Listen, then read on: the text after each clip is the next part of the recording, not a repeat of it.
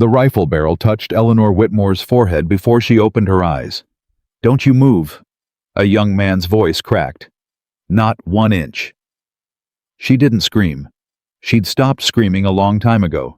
She just raised 2 trembling hands and whispered, "I ain't got nothing worth takin', mister." "Then why are you sleepin' in our barn?" "Because every door in 3 counties shut in my face, and I was too tired to walk to the next one." Boots came fast through the mud. An older man filled the doorway. "Samuel, lower it." "But Caleb, I said lower the gun." Before I go on, if this story finds you today, do me a kindness. Subscribe to the channel. Stay with me all the way to the end, and tell me in the comments what city you're watching from, so I can see how far Ellie's story travels. Now let's begin. Caleb Walker crossed the barn slow, the way a man moves toward a spooked animal, and he pushed the rifle barrel down toward the dirt with 2 fingers. "Put it up, Sam. Now." Samuel Walker lowered the gun, but his jaw stayed tight. "She could be one of Carter's people. Sent to spy." "She's a woman sleeping in wet clothes on a pile of hay," Caleb said. "Carter don't send spies with holes in their boots." Eleanor pressed herself back against the stall boards, one arm still up, the other clutched around a soaked carpet bag that held every single thing she owned in the world, which was almost nothing. Caleb crouched down in front of her. He didn't reach for her. He just looked at her long and quiet, the way honest men look at things they're trying to understand. "What's your name, ma'am?" "Eleanor," she said. "Folks call me Ellie." "And how long you been out there, Ellie?" She opened her mouth to lie. She'd gotten good at lying. "Fine, I'm fine, just passing through, don't trouble yourself." But something about the way this stranger held still, the way he waited without judging, cracked her open like a dropped egg. "9 days, she said. 9 days since a roof." Samuel shifted his weight. 9 days. "And for that," Ellie went on, because the words were coming now, and she couldn't stop them. "A barn like this one 2 towns back. And for that a church step till the preacher's wife ran me off. And for that—" She stopped, swallowed. "Don't matter, it's all the same road." Caleb studied the mud caked to her hem, the split leather at her toes, the gray in her face that had nothing to do with the storm. "Ma'am," he said, "when was the last time somebody offered you a meal?" Ellie blinked at him. She had braced for 100 things, for a boot in the ribs, for being dragged out by her collar into the rain, for the word she'd heard in a dozen towns, the word thrown at her back like a stone, lazy, useless, too big to be any good to a man, too much to feed. She had braced for cruelty, because cruelty was all she'd been handed for as long as she could remember. She had not braced for that question. Her voice failed. She tried again. "I don't recall, mister." "You don't recall?" "No, sir." Caleb stood. He turned to his brother. "Sam, go tell Thomas to put another plate on." "Caleb." "Go on." Samuel looked at Ellie one more time, and something in his young face wrestled with itself. Then he leaned the rifle in the corner and walked out into the gray morning. Caleb held out his hand to her. A plain, calloused, work-broken hand. "Come on up out of there, Miss Ellie," he said. "You'll catch your death sleeping in wet hay, and I'd sooner you didn't do it under my roof." She stared at the hand like it might be a trap. Hands had not been kind to her, but she was cold clear to the bone, and she was tired in a way that lived deeper than her body, and so she took it. He pulled her up gentle like she weighed nothing at all, though she knew good and well she didn't. "There," he said. "Now, you favor coffee. I favor anything hot, sir," she admitted. The corner of his mouth moved not quite a smile. "Reckon we can manage that much." The kitchen at Black Creek Ranch was warm, and that warmth hit Ellie so hard she near wept in the doorway. She stood there dripping ashamed of the puddle spreading under her boots until a second man came around the table with a folded blanket already in his hands. "You're letting the heat out, ma'am, standing there," he said, and draped it over her shoulders before she could argue. "Thomas Walker. Middle of these 2 and the only one with any manners." I heard that, Samuel said from the stove. Meant for you two. Ellie clutched the blanket. I don't mean to be trouble. You ain't trouble, Thomas said easy. You're wet. Sit. She sat. The chair groaned under her and she flinched at the sound, because she'd learned to flinch at that sound in every eating house from Cheyenne to here. But not one of the three men so much as glanced at the chair. Caleb set a tin cup of coffee in front of her. Thomas set down a plate eggs, salt pork, a heel of bread still steaming. Ellie looked at it. Then she looked at the three of them. This whole plate, she said, is for me. Thomas paused. Course it is. The whole thing, ma'am, Caleb said quiet. Eat before it goes cold. She ate. She tried to eat slow, tried to keep her dignity, and she failed at it, and she was too hungry to be proud. And the three brothers of Black Creek did the kindest thing anyone had done for her in longer than she could reckon. They looked away and let her. Nobody watched a starving woman eat. Nobody made a joke of it. Samuel busied himself with the fire. Thomas wiped down a counter that was already clean. And Caleb stood by the window with his coffee looking out at the rain, giving her the only thing she truly needed in that moment, which was to not be seen. It was Thomas who finally spoke careful the way you'd speak to keep a wild thing from bolting. You got people, Miss Ellie, somewhere? Somebody's wondering where you got to. Ellie's fork paused. No, sir, nobody's wondering. Husband. No. Folks? Buried. She said it plain without asking for pity, which was somehow harder to hear than if she'd wept. Ma when I was small. Pa 2 years back. He was the last of 'em. Samuel over by the fire turned around. And you just what? Walked off a woman alone. Wasn't much choice in it. Ellie set the fork down. After Pa passed, there wasn't a thing left for me in that town. So I put what I could carry in a bag, and I started walking, and I figured somewhere down the road there'd be honest work for honest hands. Her mouth twisted, not quite bitter. Turns out folks don't hire the hands. They hire the face and the size of a body and whatever story they've already told themselves 'fore you say a word. I've stood in doorways and watched a man decide I was lazy while I was still asking after work. Watched a woman decide I'd eat her out of house and home 'fore I'd earn my keep. That ain't right, Samuel said, and he sounded almost angry about it. Right's got nothing to do with it, Ellie said. It's just how the world's built. I stopped being surprised by it a long ways back. She looked down at the empty plate. Which is why a plate of eggs and 3 men who won't watch me eat is about the kindest thing that's happened to me since the burial. So, thank you. None of them knew what to say to that. Caleb looked into his coffee. Thomas found something to do with the rag. And Samuel, who'd had a gun to her head an hour past, turned back to the fire with his ears gone red. When the plate was clean, Ellie set down her fork and folded her hands. I can pay you back, she said. Not in money. I ain't got money. But I can work. I can work harder than I look like I can, and I know that ain't saying much the way I look. The way you look, Caleb repeated. You don't have to be polite about it, sir. She lifted her chin, and there was steel under the shame. I know what I am. I'm a big woman. Every town I've walked into, folks took one look and decided what I could and couldn't do 'fore I opened my mouth. So I'll say it, for you have to. But I'll also say this. I can cook. I can figure sums quicker than most men I can mend. I can doctor a sick animal. And I have never in my life been afraid of a hard day. So if there's work here, any work at all, I'll do it for a roof, and I'll do it right. The kitchen went quiet. Rain ticked on the glass. Samuel spoke first, still hard, still suspicious.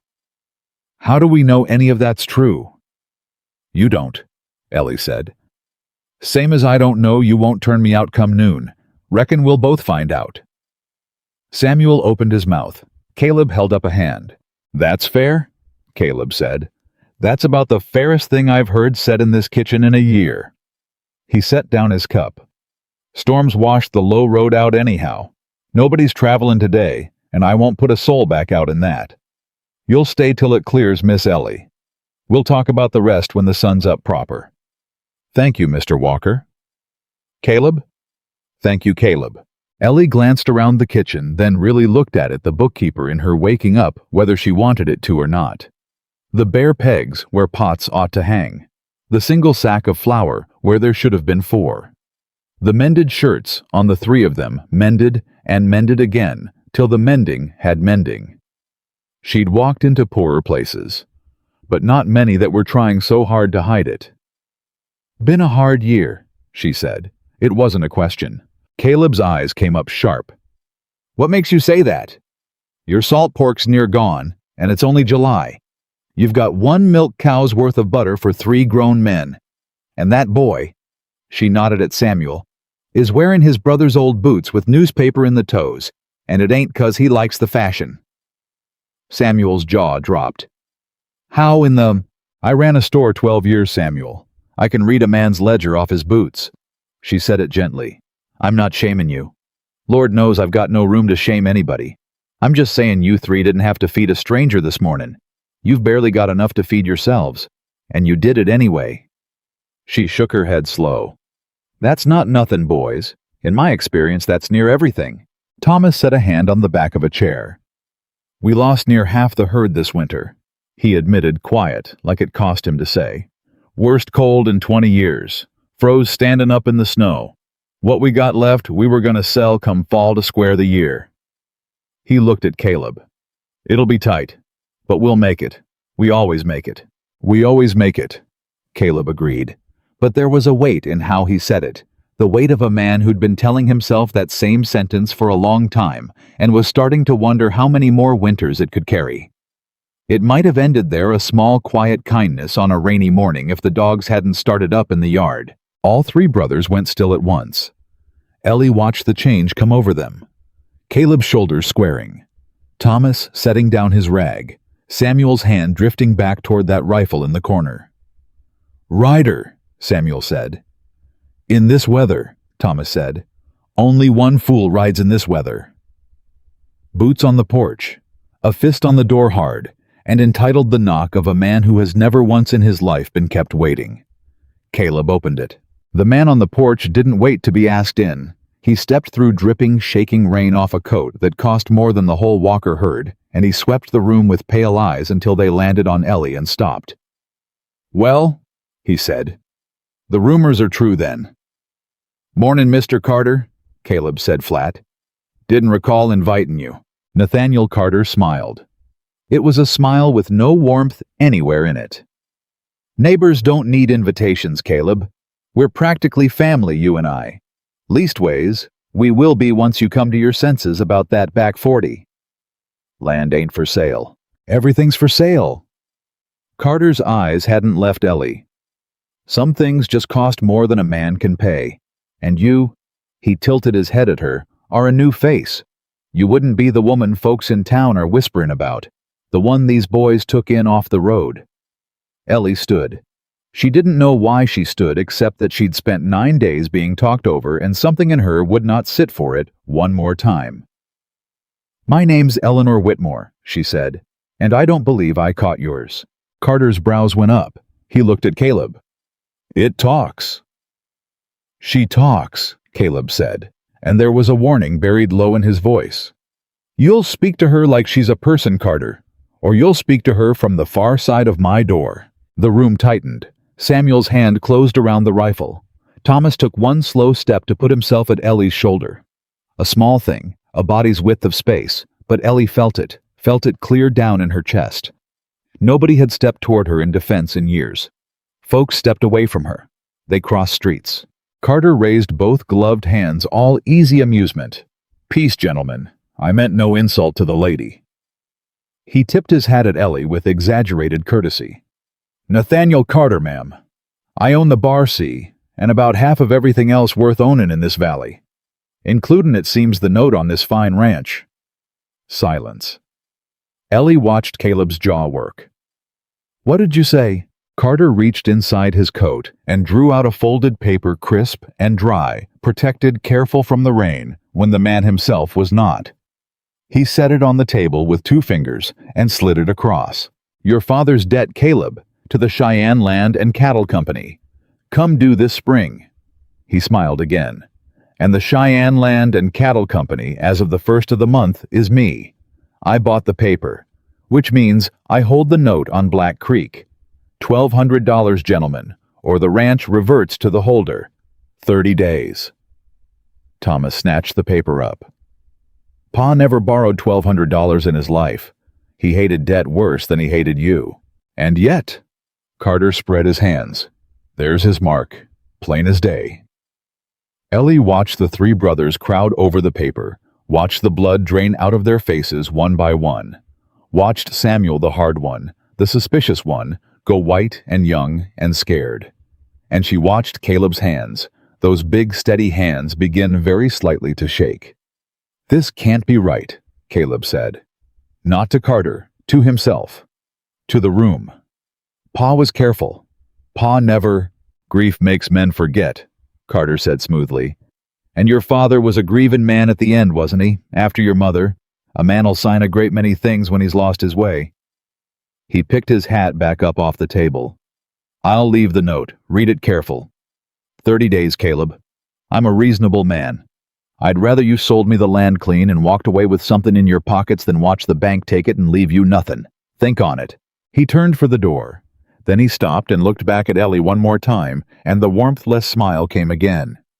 "And you, Miss Whitmore, a word of neighborly advice. These boys are about to lose everything they've got. This is a sinking ship, and a smart woman doesn't tie herself to the anchor." He tipped his hat. "There's always work at the Bar C for a woman who knows which way the wind's blowin'." The door shut behind him. His horse splashed off into the rain. For a long moment, nobody moved. Then Samuel slammed the rifle stock against the floor. "He's lyin'. Pa never—" "Sam." Caleb's voice was gray. "He forged it, Caleb. He had to if Pa would never." "Sam, that's enough." Caleb dropped into a chair. He looked 10 years older than he had 5 minutes before. He put the paper down flat and stared at it like it was a snake.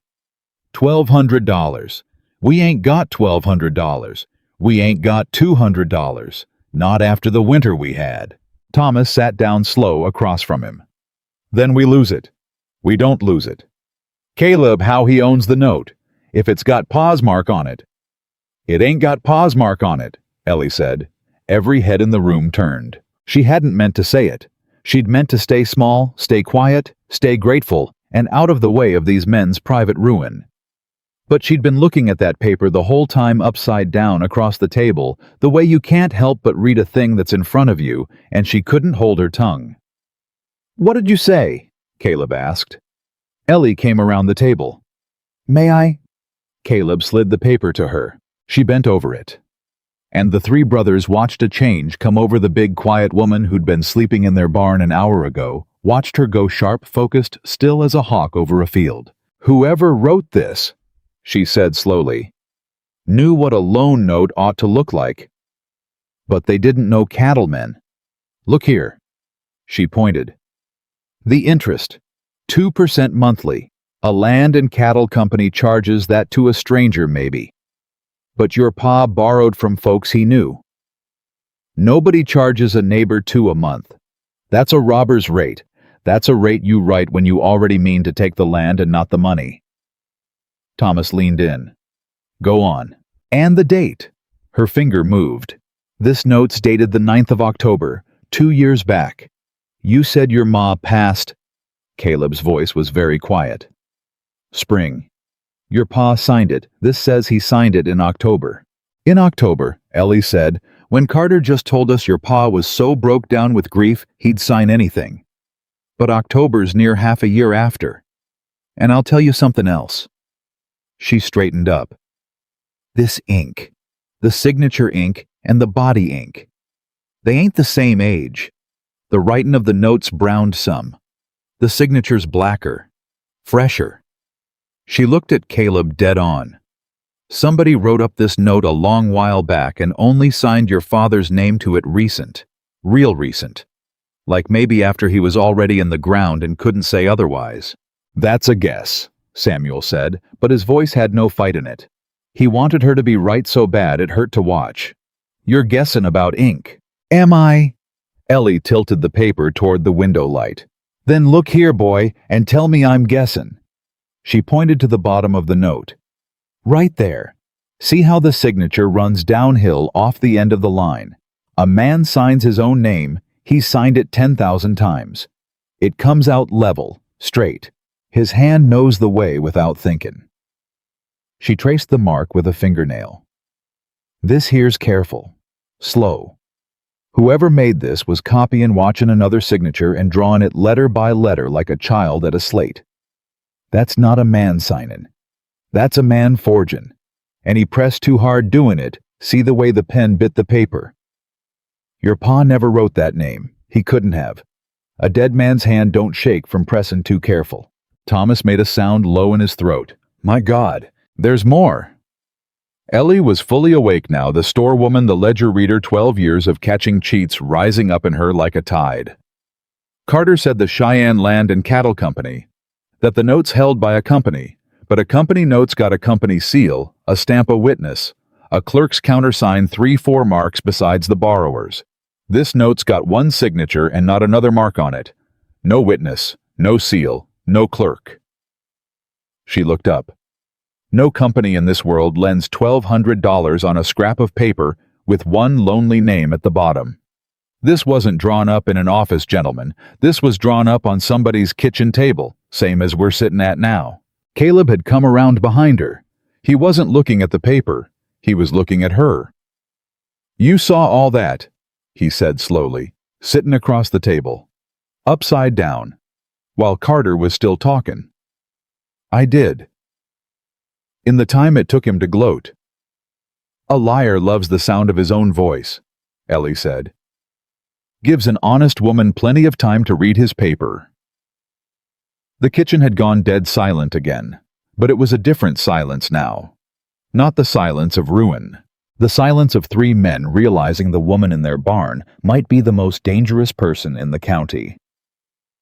How? Samuel said slowly, and all the hardness had gone out of him, replaced by pure astonishment.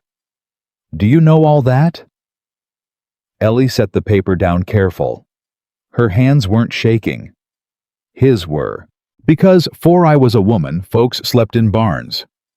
She said, I kept the books for my father's dry goods store. 12 years. Every note, every debt, every crooked drummer who came through trying to cheat a country storekeeper out of his money. I read men's paper for a livin' Mr. Walker, and I'm telling you this paper is a lie. It's a good lie, best I've seen, but it's a lie. Caleb stood up out of his chair. He crossed the kitchen and stood in front of her, and he looked at her the way you'd look at water in the desert. Say it plain, he said. Can you prove that in front of a judge? Ellie held his eyes. I don't know, she said honestly. Proving it's a whole other mountain from seeing it. I'd need your pa's real signatures to set beside it. Old letters. A deed, a Bible, anything he truly signed. I'd need to find where this note was recorded and by who. And I'd need time, Caleb, which that man just told us we've got 30 days of. But it can be done. It can be tried. Caleb Walker was quiet a long moment. Then he did something Ellie would remember the rest of her days. He took off his hat. He took off his hat to her in his own kitchen, the way a man does to somebody he's decided is worth more than he first reckoned. And Thomas rose to his feet, and after a beat so did Samuel, who'd had a rifle to her head at sunrise. Ma'am, Caleb said. An hour ago I gave you a plate of eggs 'cause it was the decent thing to do. I didn't do it looking for anything back. He turned the hat in his hands. But it seems the good Lord's got a sense of humor sending the one person in Montana who can read that devil's paper straight into our barn the very morning he brought it. So I'm going to ask you something, and you're free to say no. And it won't change that you've got a roof here, long as you want one storm or no storm. Ask it, Ellie said. Stay, not till the road clears. Stay and help us fight this. We can't pay you but in food and shelter, and whatever's left of this place if we win it. It ain't much. It might be nothing in 30 days. His jaw set. But I'd rather go down swinging beside somebody who knows how to swing than sell out clean to a liar and call it sense. Ellie looked at the 3 of them. 3 brothers, about to lose the only home they had. 3 men who'd fed her, warmed her, stepped in front of her, taken their hats off to her, all before the morning was rightly old. And she thought about all the towns that had shut their doors, all the folks who'd decided in one glance that a woman her size was a burden and not a blessing, a mouth to feed and never a mind to reckon with. And here were 3 cowboys who'd looked past all of that in the space of 1 hour because she'd read them a piece of paper. Something in her chest that had been frozen a long, long time began very slowly to thaw. "I lost my store," she said quietly, "to a man just like Carter. Papers I couldn't fight in a town that wouldn't stand with me. I walked out of that town with 1 bag and no home, and I've been walking ever since telling myself the world was cruel clean through and there wasn't a decent soul left in it worth stopping for." She looked up. "Seems I was wrong about that." Caleb waited. "I'll stay," Ellie said. "And I'll fight your paper, Caleb Walker. I'll fight it with everything I've got left, which the Lord knows ain't much. But you listen to me now, all 3 of you." She squared her shoulders, and for the first time in longer than she could remember, she felt tall. "I have been laughed at, and turned out, and stepped over and underestimated by every man from here to the Missouri. So the one thing I will not abide, not for one day I'm under this roof, is being underestimated again. You want my help, you treat my word like it counts." Samuel spoke up, and his young voice was rough with something like shame. "I had a gun to your head this morning." "You did." He struggled with it. "I'm sorry for it, ma'am, truly." Ellie looked at the boy a long moment. Then, unexpectedly, the corner of her mouth turned up. "Point a gun at me again, Samuel Walker, and I'll do your sum so wrong come tax time the government'll take what Carter don't." She held out her hand. "But apology accepted. Shake on it. We're gonna be family 30 days, whether the 4 of us like it or not." Samuel shook her hand. He almost smiled. Thomas set another log on the fire. "Well," he said, "if we're all family now, family ought to eat proper. And no offense to Sam's cooking, but he burns water." "I do not." "You do," Caleb and Thomas said together.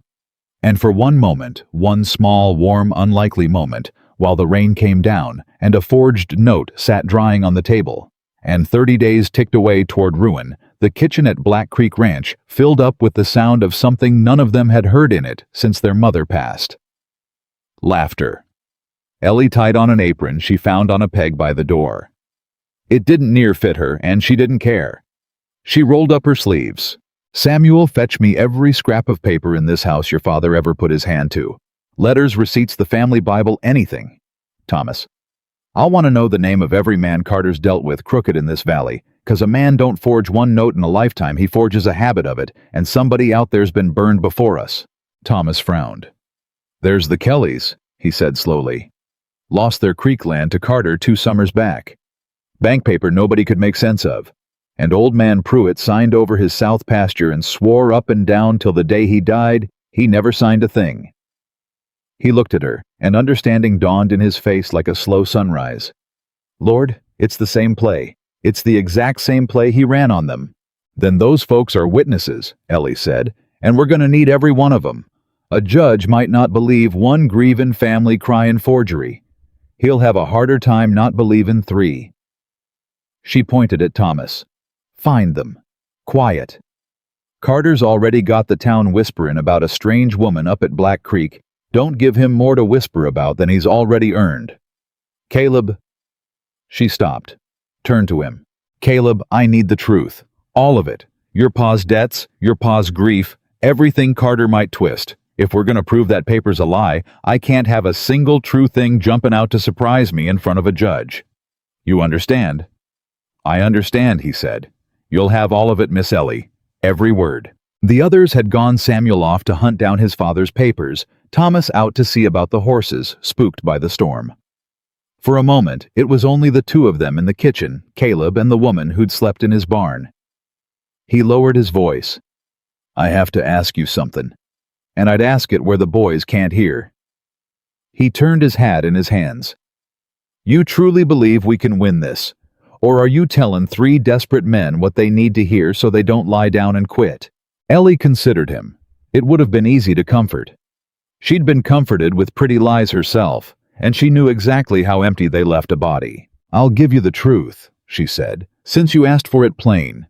I believe that paper's a forgery deep in my bones. I'd stake my life on it. But belief don't win in a courtroom, Caleb. Proof wins. And Nathaniel Carter's got money, and money buys clerks and judges and time, and we've got 30 days and a big woman who reads ledgers. She held his eyes. So here's the honest answer. We can win, but it ain't likely, and I won't pretend it is. Caleb was quiet. Why help us then, he said, if it ain't likely? Because a man just walked in here and tried to steal a home from folks who fed a stranger with the last of their salt pork. Her voice went hard and low. I know exactly how that feels, Caleb Walker. I've stood where you're standing. And there was nobody in my corner when it happened to me, not one soul who'd read my paper or stand at my shoulder. So I lost. She lifted her chin. You've got somebody now. You've got me. It ain't likely. But it ain't nothing either, and I've won longer odds than this before I ever picked up a bag and started walking. Something moved behind Caleb's eyes. He looked at her the way a man looks at solid ground after a long time at sea. All right, he said quiet. All right then. We fight. We fight, Ellie agreed. Ellie, she added a beat later. If I'm fighting for your home, you can drop the miss. Ellie, he said, and it was strange how her name sounded in his mouth, like it belonged there. Like it had been waiting a long time to be said kind. Outside, the storm broke apart at last, and a thin blade of sunlight came down through the clouds and fell across the ranch yard across the barn, where a homeless woman had curled up in the hay a few hours before, sure the world had no place left in it for her. She didn't see the light. She was too busy working, but Caleb saw it. Caleb stood at the window with the forged note in one hand and watched that light lay itself down over Black Creek. And for the first time since the paper came, he let himself believe they might not lose it after all. Then he turned from the window, put down the note, and went to fetch his father's letters for the woman who was going to save his home. None of them said it out loud. None of them would have known how. But every soul in that kitchen felt the same thing settle over them as the morning turned toward noon, the plain, quiet, unaccountable sense that something had changed, that a door had opened, that the four of them thrown together by a storm and a lie and a plate of eggs had become without meaning to, and without warning, exactly what each of them had been missing. Ellie Whitmore had walked into that valley with nothing.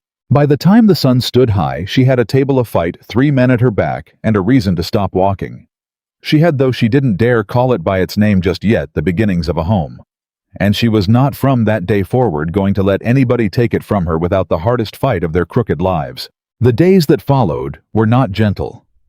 Ellie had been given the smallest room at the back of the house, a room that smelled of cedar and old leather and the particular stillness of a space that hadn't been opened in a while. She didn't ask whose it had been. The faded calico curtain on the window, folded too neat by a woman's hands, told her enough. She spread the papers Samuel had gathered across the kitchen table before the brothers were up and set to work by lamplight, the way she used to do back when the store was alive and the mornings belonged to her and the ledgers and the quiet. The Walker family had kept good records. James Walker, the father, was a meticulous man. Every purchase, every trade, every handshake and deal written down in a small leather book in precise, careful script. Ellie turned the pages, and she felt the shape of the man through his handwriting steady, unhurried the pen of somebody who took his time because he believed the details mattered. She set that ledger beside Carter's note. Then she held both up to the lamp. Even without the ink age difference, she'd already spotted the two signatures weren't close. Not really. Carter's forger had gotten the general shape of the letters right, the curve of the J, the wide swing of the W, the small descending hook at the end of the name. But James Walker's real signature, repeated 100 times through the ledger, pressed light on the upstrokes and heavy on the down. The habit of a man who'd learned penmanship from a schoolteacher who believed in discipline. The forgery pressed uniformly, heavy everywhere, careful everywhere. A copy, not a habit. Lord, Ellie breathed. He didn't even try to learn the man's hand. He just traced the shape of it. What does that mean? She startled. Caleb was in the doorway, dressed holding 2 cups of coffee. She hadn't heard him come in. It means Carter used somebody who knew what a signature ought to look like, but didn't know your father well enough to fake how he wrote. She accepted the cup he offered. Which means the forger wasn't from around here. A local man would have seen your pa's hand on 100 documents. He'd have known the difference. Caleb sat down across from her. Carter hired somebody from outside the valley. Somebody he trusted enough to commit a crime for him. That kind of trust isn't bought, it's grown. Family, maybe. Or a man who's been on Carter's payroll long enough to be in deep. Dillard Ellison, Caleb said, and his jaw set hard. Thomas mentioned that name. Said he witnessed the Kellys' note, too. He's Carter's wife's cousin. Works out of a back room on 2nd Street, calls himself a notary. County doesn't recognize him. He's not on the official rolls, but half the valley doesn't know that, and Carter's been using him for years. Caleb's cup came down flat on the table. We thought it was irregular, not criminal. We should have looked harder. You didn't know you needed to. Ellie smoothed the ledger page flat. People don't go hunting evidence of crimes that haven't happened yet, but now it has happened. And Ellison's name is going to be a problem for Carter if we can put him in front of a real judge. That's the part that worries me, Caleb said. The real judge. Circuit judge comes through in 6 weeks. Carter knows every man who holds a gavel in this county. Then we go outside the county, Ellie said simply. But first we go talk to the Kellys. Caleb looked at her over the rim of his cup. You don't rest much, do you, Ellie? Something warm moved through his voice when he said her name, like it settled there naturally without effort. She noticed it, and she filed the noticing away somewhere she didn't look at directly. I rested 9 days' worth in that barn, she said. I figure I've got the credit. Thomas drove the wagon into Harrow Creek with Ellie on the bench beside him, and she felt the town's eyes before they were halfway down the main street. It wasn't the sharp stare of people who'd seen something wrong. It was the slower, heavier gaze of people who'd already made up their minds about what they were looking at, and were waiting for their opinion to be confirmed. A woman outside the mercantile stopped sweeping. 2 men leaning on a post straightened up. A girl pulled a younger child by the arm and turned them both away, as if looking were catching. Thomas kept his eyes forward. Don't pay it any mind. I'm not, Ellie said. And she meant it. She'd been stared at so long she barely felt it anymore. What she felt instead was something colder and more useful, the assessment. Watching who stared and who didn't. Watching who looked uncomfortable rather than hostile. Those were the people Carter hadn't gotten to yet. 2 doors down on the left, Thomas said quietly. Feed store. Man named Carver runs it. He's cautious, but he's honest. He'll know where the Kellys went after they lost the creek land. Thomas went in. Ellie waited on the bench, and she was aware of the woman across the street who hadn't stopped watching her since the wagon pulled up, a broad-shouldered woman in a gray dress. Arms crossed, chin lifted, with the particular expression of a person who has appointed herself the moral standard of a community and finds it an exhausting but necessary calling. The woman crossed the street. Ellie let her come. You'd be the woman staying up at Black Creek, the woman said. It wasn't a question. I would, Ellie said pleasantly. I'm Vera Higgins. My husband's on the town council. Good to know, Mrs. Higgins. Vera's eyes moved over Ellie the way hands go through a peddler's wares, brisk assessing, looking for the flaw. I'll say it plain since nobody else seems to want to. It ain't right. A woman alone living with 3 unmarried men. Whatever your story is, it reflects on those boys, and this town watches out for the Walker family. Watches out for them, Ellie repeated. That's what I said. Funny way of showing it. Ellie kept her voice even, and her hands loose in her lap. Because those boys are about to lose Black Creek to a forged debt note, and I haven't seen this town riding out to help them with it. I haven't seen this town doing much of anything except standing on its porch and talking about the big woman in the wagon. She tilted her head. So, if you're truly watching out for the Walker family, Mrs. Higgins, you'd do better watching out for me, because I'm the one trying to save what they've got." Vera Higgins opened her mouth. Nothing came out for a full 3 seconds. Her chin dropped a fraction. "A forged note," she said, finally quieter. "Forged. Filed through a man who isn't a legitimate notary. Part of a pattern Carter's run on at least 3 families in this valley that I can prove so far." Ellie held the woman's eyes.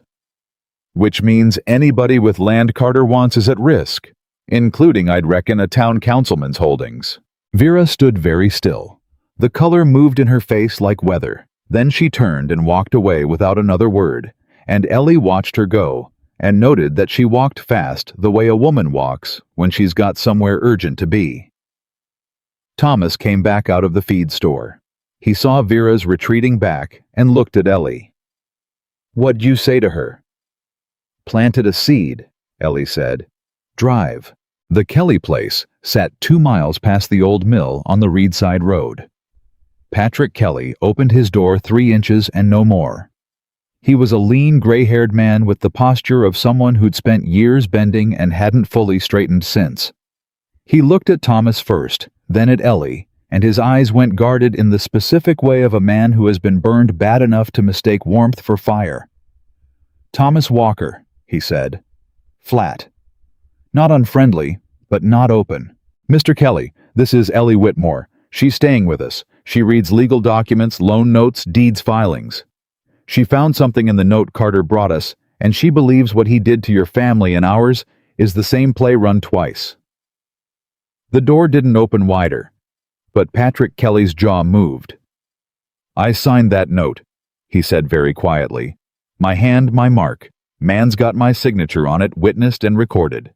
"Did you sign that note?" Ellie said. "Or did you sign something you were told was something else?" A long beat. The door opened.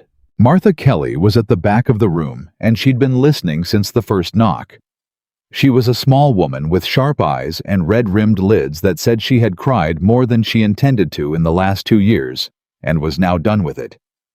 When Patrick opened the door, she was already moving toward the box under the bed, and she had it out and open before anyone had sat down. "I kept a copy," she said, holding out a folded envelope. From the very first meeting, Carter came back 6 months later with what he called the official version. "Patrick said I was foolish to bother. I kept it anyway." Her chin went up. 32 years that land was in this family. I figured the truth of it deserved to be somewhere Carter couldn't reach." Ellie unfolded the paper. She read it once. Then she read it again, slowly, and something went very still in the center of her chest. "Thomas," she said carefully, "you have the Walker note. Inside coat pocket. Put them side by side." He did. And the 3 of them, Ellie Thomas, Martha Kelly, stood over those 2 pieces of paper and saw it at the same time. Different handwriting, different ink, different paper stock. 2 notes supposedly produced by the same company for 2 different families, and they didn't match in a single physical detail. "He didn't use one forger," Ellie said. "He used at least 2. Martha sat down hard in her chair. "He made a business of it. A system," Ellie said. "Different men to produce different documents, so if one gets caught, the others can't be traced back to a single hand. But there's one fixed point." She looked up. "Mrs. Kelly, the name on your note as the recording witness, was it Dillard Ellison?" Martha's eyes went wide. "How do you know that name?" "Because it's on our note too." Ellie straightened up. "Carter uses different forgers so the handwriting never matches. But every note goes through Ellison for the county recording. He's the hub. You prove Ellison isn't a legitimate notary, which he isn't. He's not on the county rolls. You don't just break one note. You break all of them. Every land deal Carter's run through Ellison falls apart at once." The room went quiet. Then Patrick Kelly, who'd been standing in the corner with his arms crossed and his face shut since they walked in, uncrossed his arms. "What do you need from us?" he said. "A sworn statement," Ellie said. "Your original note, your story, Your signatures witnessed by someone who isn't connected to Carter. And your willingness to stand up in front of a commissioner and say it out loud. Patrick and Martha Kelly looked at each other. It was the look of two people who have been living with a wound long enough to know exactly what it costs to open it back up.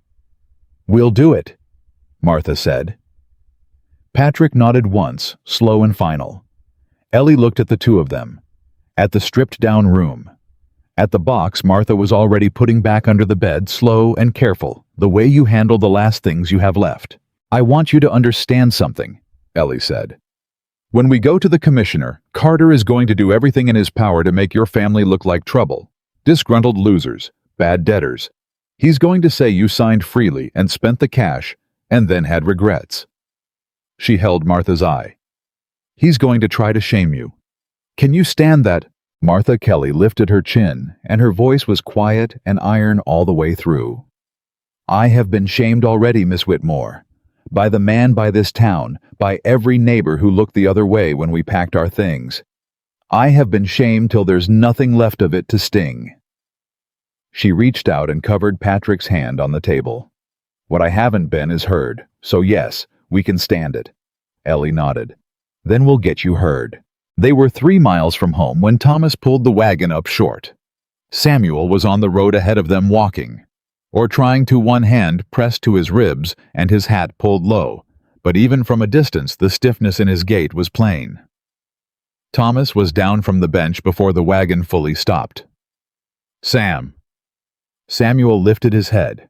His left eye was swollen near shut, and there was dried blood at the corner of his mouth. "I'm fine," he said immediately, the reflex of a younger brother. "You are not fine," Ellie said from the bench. "I went to the courthouse."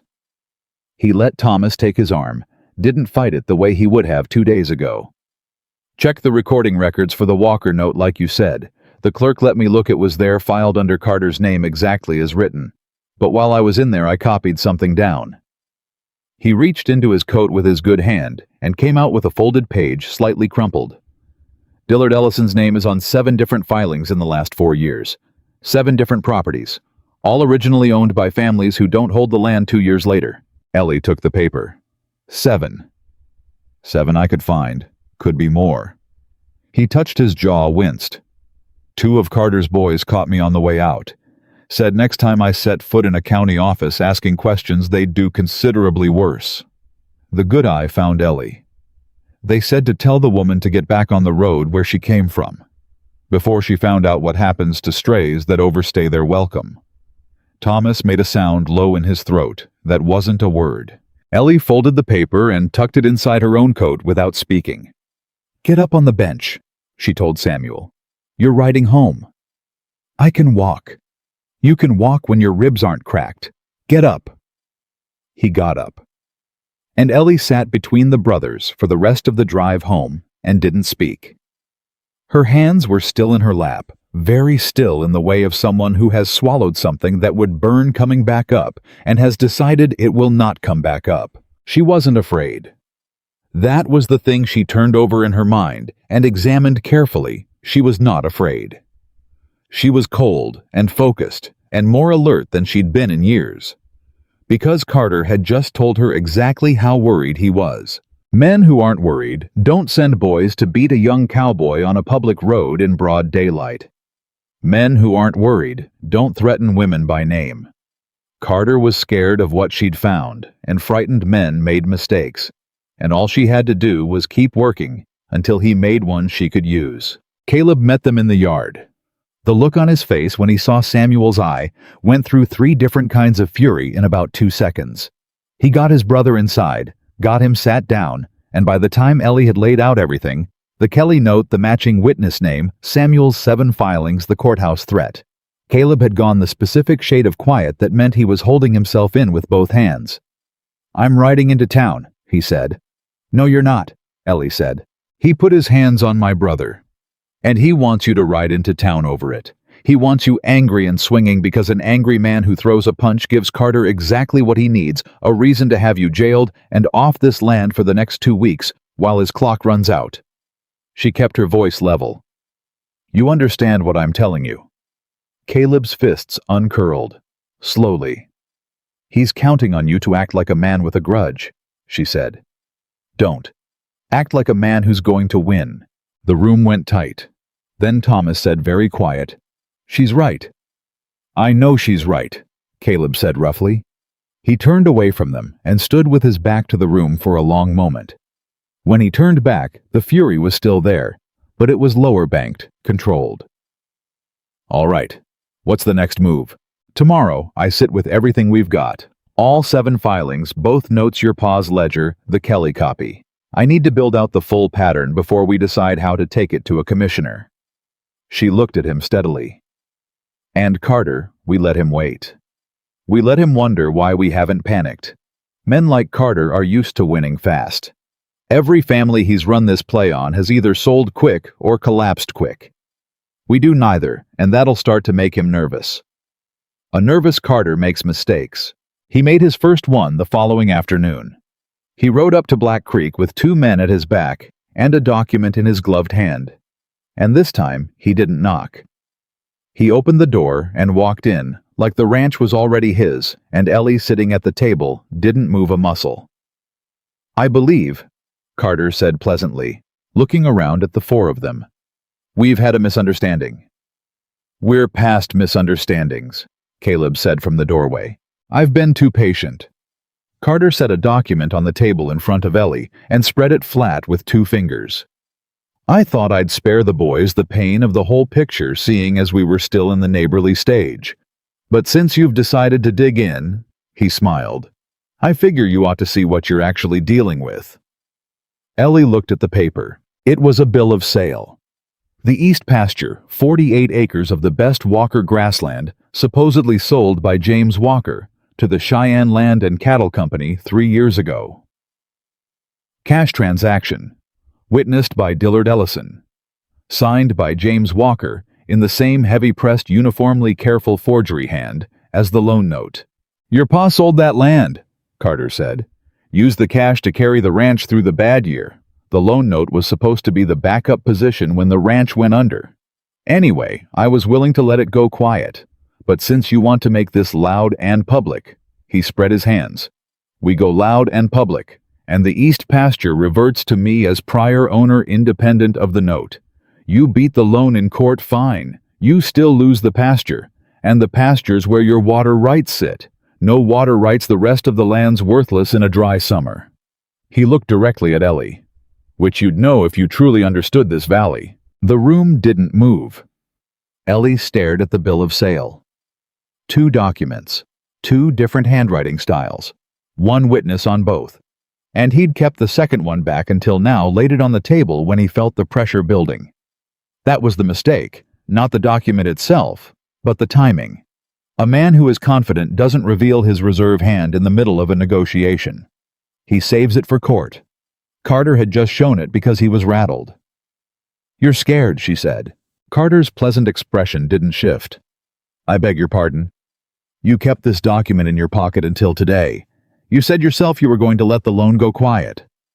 Ellie looked at him with the same steady attention she gave the papers. "But something we did in the last 2 days changed your calculation. Was it the Kellys, or was it Samuel going to the courthouse?" The smile went smaller, only a fraction. But she saw it. "I'd be very careful," Carter said softly, "about what you think you know, Miss Whitmore. I know Dillard Ellison's name is on 7 county filings in 4 years, Ellie said. "I know he's not a recognized notary in this county.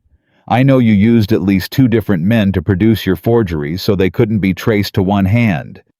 And I know that the Kellys kept their original note and it doesn't match the Walker note in a single physical detail, which means your system didn't just produce one crime. It produced a pattern." She folded her hands on the table. "And patterns are what commissioners look for, Mr. Carter. Not one note, not one family. The whole picture." Silence settled over the room. Carter looked at her for a long moment. Then he looked at Caleb with the measured patience of a man repositioning a chess piece. "She's going to get you all ruined," he said, quiet and certain.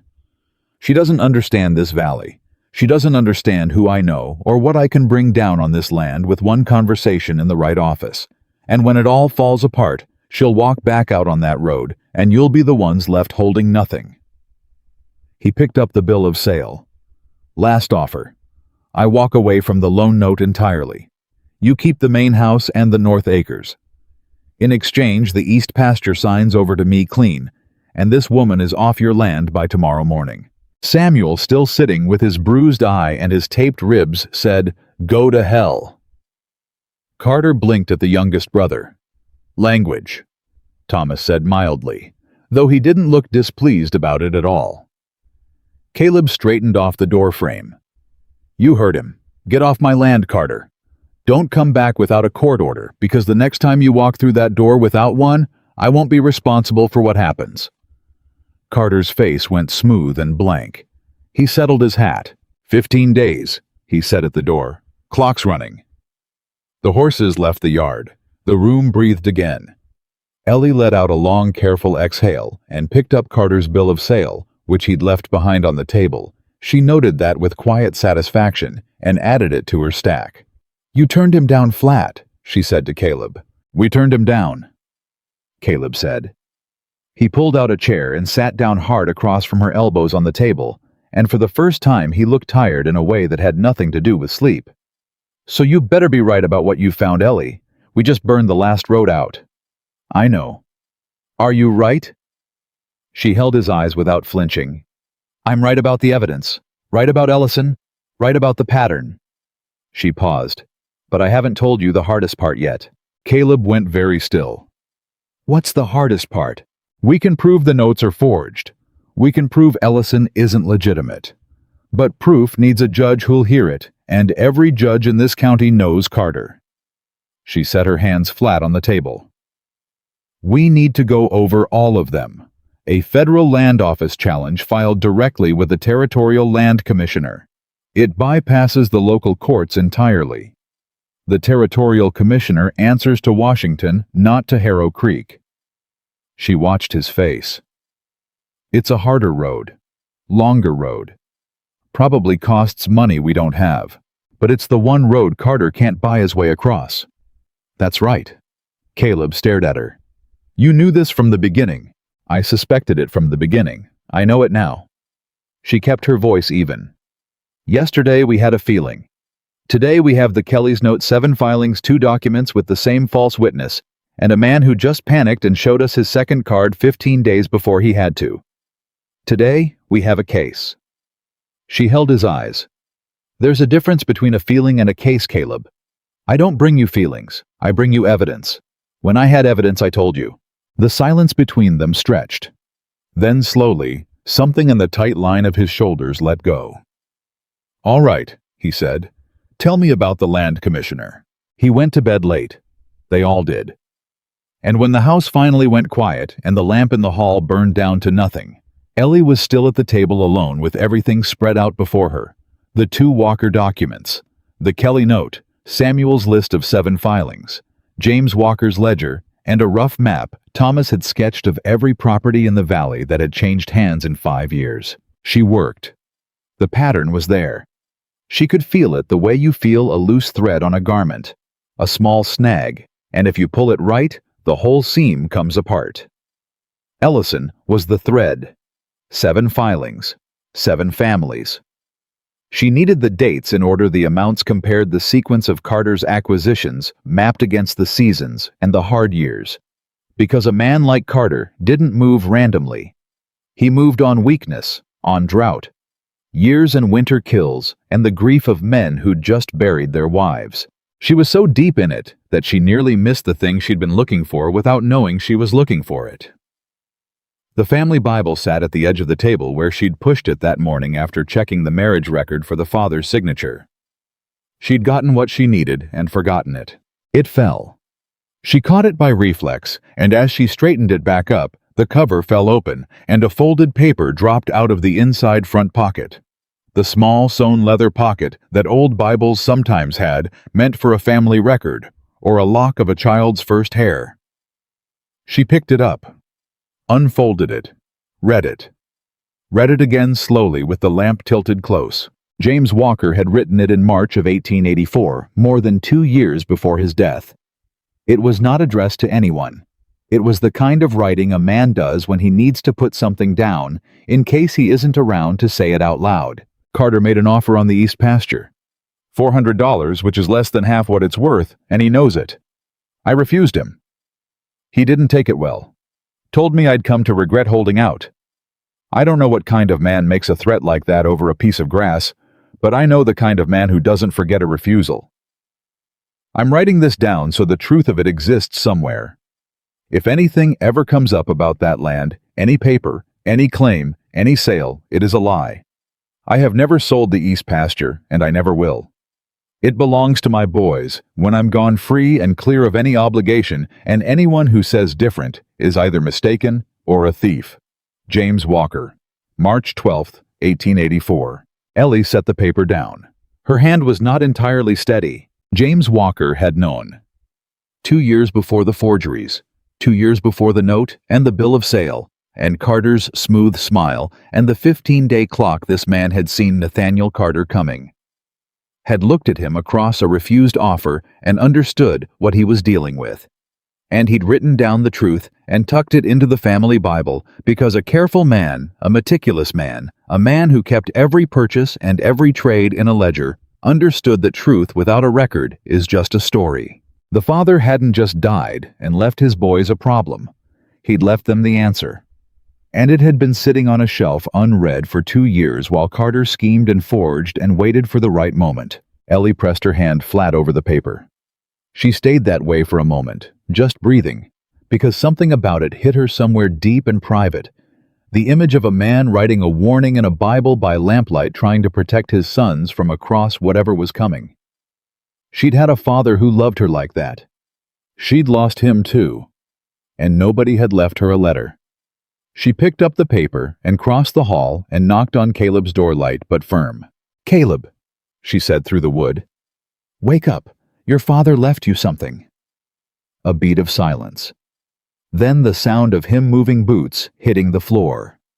The door opened, and Caleb Walker stood there in his shirt sleeves, his eyes alert, the way a man's eyes go when he wakes knowing something serious is at hand before he's fully conscious. She held out the letter without a word.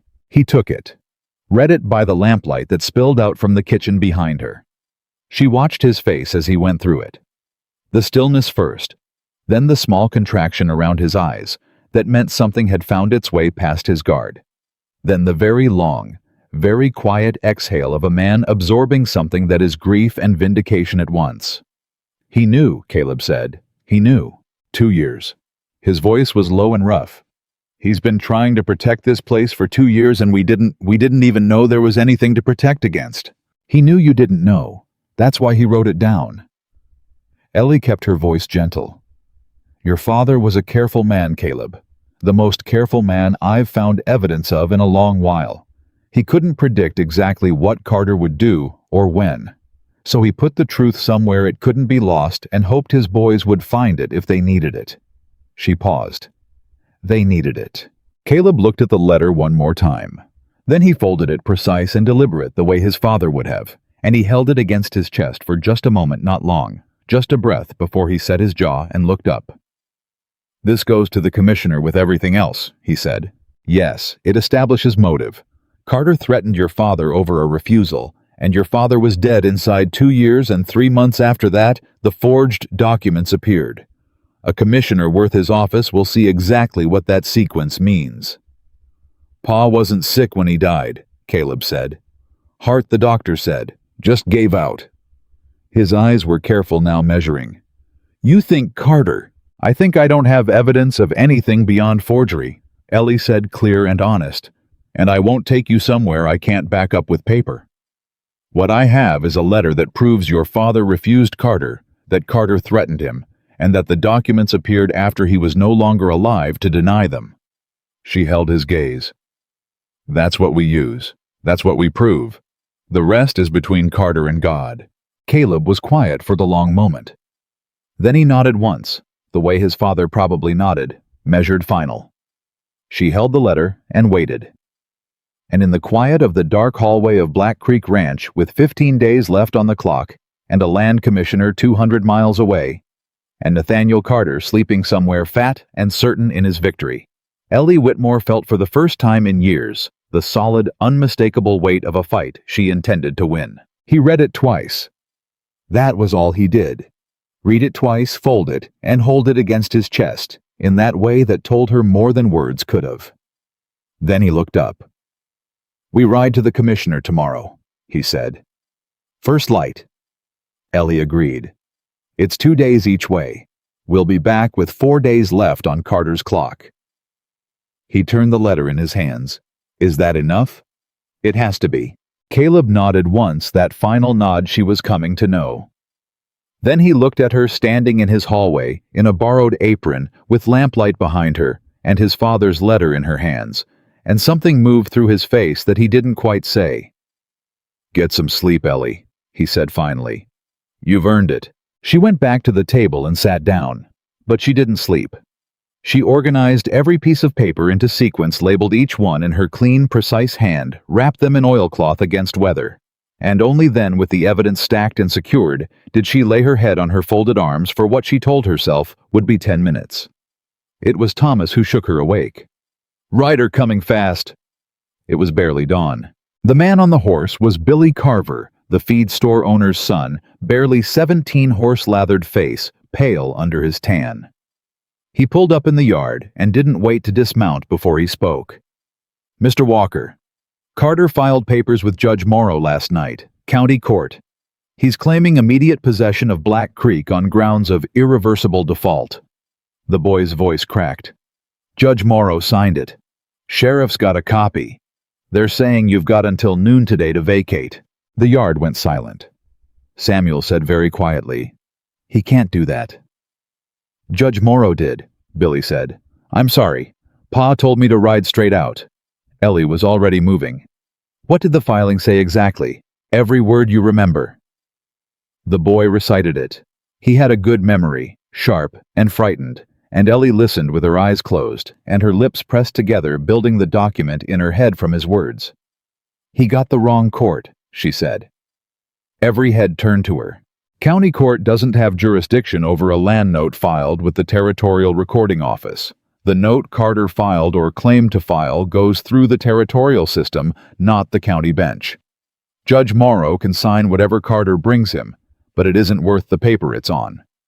She opened her eyes. "Carter's trying to panic you into moving before you can think. Don't move. Don't pack a single thing. If the sheriff comes, you tell him calmly and politely that you'll be happy to discuss the matter with the Territorial Land Commissioner, whose jurisdiction this falls under, and that your legal representative has been notified." Thomas blinked. "We don't have a legal representative." "Carter doesn't know that." Caleb held still for exactly 1 second. Then the corner of his mouth moved barely for just a moment. "Billy," he said to the boy, "ride back and tell your father thank you. Tell him what Miss Ellie said word for word. Can you do that?" "Yes, sir." "Good man." He turned to the others. "Same plan. Carter just showed us he's scared enough to file a fraudulent court injunction. That means we're closer than he wants us to be." "Caleb." Thomas was already looking past him toward the road. More company. The wagon coming up the track was a town wagon, the kind a merchant drives, with a woman in the bench seat and 2 men on horseback alongside. Ellie didn't recognize the wagon, but she recognized Vera Higgins on the bench, sitting straight-backed and purposeful in her gray dress, her chin at the angle of a woman who has made up her mind and intends to say so. The wagon stopped. Vera climbed down without waiting for help. "I've been talking to my husband," she announced to the yard. "And my husband has been talking to Marcus Higgins, not Morrow. That man's in Carter's pocket, and everybody in this valley knows it. Marcus Higgins, who sits on the Territorial Appeals Board. And I have been talking to Agnes Pruitt." A small older woman climbed carefully down from the back of the wagon, white-haired, deliberate, with the kind of stillness that comes from having lived long enough to not waste motion on anything. "Mrs. Pruitt," Ellie said carefully. "Your husband was one of Carter's first," Agnes Pruitt said. "Lost the South Pasture 4 years ago. Enoch swore till his dying day he never signed a sale. I believed him then. I believe him now." She held out an envelope. "This is a bank receipt." Cash deposit $212 dated the same week Carter claims Enoch received cash payment for the land. If Carter paid him for that land, why was Enoch depositing money at the bank the same week a man doesn't deposit what he just received? He deposits what he's had a long time and finally saved enough of. Ellie took the envelope and opened it. Looked at the receipt. Looked at the date. Looked at Agnes Pruitt. "Would you be willing to swear to this before a commissioner?" she said. Agnes Pruitt drew herself up to her full height, which wasn't much but felt considerable. "Miss Whitmore, I have been waiting 4 years for somebody to ask me that question." Vera Higgins was already talking to Caleb in a low, urgent voice. "My husband contacted Judge Harrison Wallace. He's the circuit judge coming through not in 6 weeks, Caleb, in 8 days. Carter had bad information or someone gave him the wrong dates deliberately because Harrison Wallace is no friend of Nathaniel Carter's and Carter doesn't know it." She paused. "My husband went to school with Wallace. He's honest in the old-fashioned way that makes lawyers nervous. He's agreed to hear preliminary evidence the day he arrives." 8 days. Ellie looked at Caleb. He looked at her. 8 days was not 30 days. It was a different kind of pressure, entirely tighter and sharper, and suddenly real, in a way the 30-day clock hadn't been. "We don't ride to the territorial commissioner," she said, her mind already reorganizing. "We get everything in front of Judge Wallace when he arrives. Every piece of paper, every witness, the Kellys, Mrs. Pruitt, the 7 filings, your father's letter, all of it laid out so clean, a man can follow it in one sitting." She turned to Vera. "Can your husband get word to Wallace about what we have? So he arrives prepared to hear it, and Carter can't claim he needs more time to respond." Vera Higgins allowed herself a very small, precise smile. "My husband sent that letter 2 days ago." For a moment the yard stood still in the particular way of people absorbing a turn they didn't see coming. Then Samuel said barely above a whisper, "Carter doesn't know." "He thinks the judge isn't coming for 6 weeks, Thomas said. "He thinks he has time," Caleb said quietly. "He doesn't?" Ellie said, and something in her chest clicked into place clean and certain the way a well-kept lock closes. "He filed that fraudulent injunction this morning because he thought he had weeks to let it sit. He's going to be completely unprepared when Wallace rides in. 8 days. She looked at Caleb. "We keep this quiet. We prepare. We don't give Carter a single sign that we know about the judge. When Wallace arrives, Carter walks into that courthouse blind." They almost made it. The trouble started on the 6th day in the late afternoon when the air changed. Thomas noticed it first. He came in from the paddock with his eyes on the horizon and that particular look on his face that had nothing to do with Carter or judges. "Smoke," he said. It was 40 miles out and moving. Dry lightning the night before, no rain behind it 6 weeks without real moisture in the grass. The kind of fire that starts small and then decides to run, and by the time you smell it properly, the decision's already been made. Caleb was on the porch in 30 seconds. He looked at the sky the way a man born to this land reads it, finding the truth in the small things, the color, and the angle of the smoke, and the way the animals had gone still in the paddock. "It's coming toward us," he said. "Southeast wind. That puts it at Black Creek in 3 hours, maybe less." "The cattle," Thomas said. "The grain storage," Samuel said. "The horses in the east barn," Caleb said, and he was already moving. Ellie stood in the kitchen doorway with the oilcloth-wrapped evidence package in her arms. She looked at it, the Walker forgery, the Kelly note, Agnes Pruitt's receipt, Samuel's list of 7 filings, James Walker's Bible letter. Everything they had. The entire case against Nathaniel Carter on a kitchen table in the path of a grass fire. She tucked the package under her arm, went to the porch and set it on the highest shelf inside the stone-walled root cellar at the back of the house, the one place on the property fire couldn't reach. Then she went back outside. "What do you need?" she said to Caleb. He was pulling the water line from the pump hands, working fast. "Get back inside, Ellie. This is ranch work. I grew up on a farm in Kansas," she said. "I have fought 3 grass fires. What do you need?" He looked at her. 1 second. Then he was back to the line. "The irrigation channel on the east side. Gate lever 30 yards north of the big cottonwood stump. Open it, and it'll flood the east field, give us a fire break between the barn and the house. Lever sticks. It's heavy. I'll manage it, she said. The cattle gap at the south fence.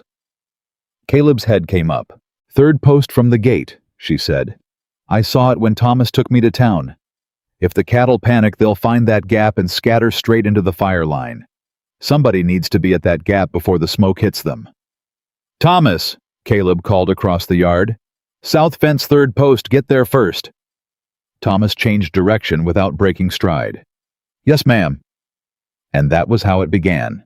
Ellie ran the irrigation lever herself. Caleb was right. It was heavy, frozen with disuse. The kind of metal that's forgotten, it's supposed to move. She put both hands on it, then her shoulder, then everything she had. And she was not small, and she had worked harder than this in worse places. And the lever gave, with a sound like something tearing, and the water came fast and cold and soaked her to the knee inside a minute, and she was already moving back toward the house. She got up on the roof with the water barrel and the broom wetting down the shingles, the way her father had taught her, and she was working too hard to notice when the first wagons came up from the road, the McGraths and the Carvers and Abe Tillman, who hadn't ridden fast in 10 years, all of them drawn by the smoke column. She noticed when they stopped and looked up at her. She noticed the long beat of silence. Then Abe Tillman said loud and carrying, "Well, what does she need us to do?" "Mr. Tillman?" Ellie called down from the roof. "I need 2 men on that east field line keeping the fire break clear, 2 more at the water pump running buckets to the south side of the house. Anybody with horses, I need them at the cattle gap on the south fence. Thomas is there alone." She pointed. "And somebody get that grain store door open and the sacks moved to the root cellar because that door faces southeast, and if the wind shifts, we lose the whole winter's feed." People moved. They just moved. Nobody questioned it. Nobody looked to the Walker brothers for confirmation. Nobody stood around deciding. McGrath took the east field. Carver's boy took the pump.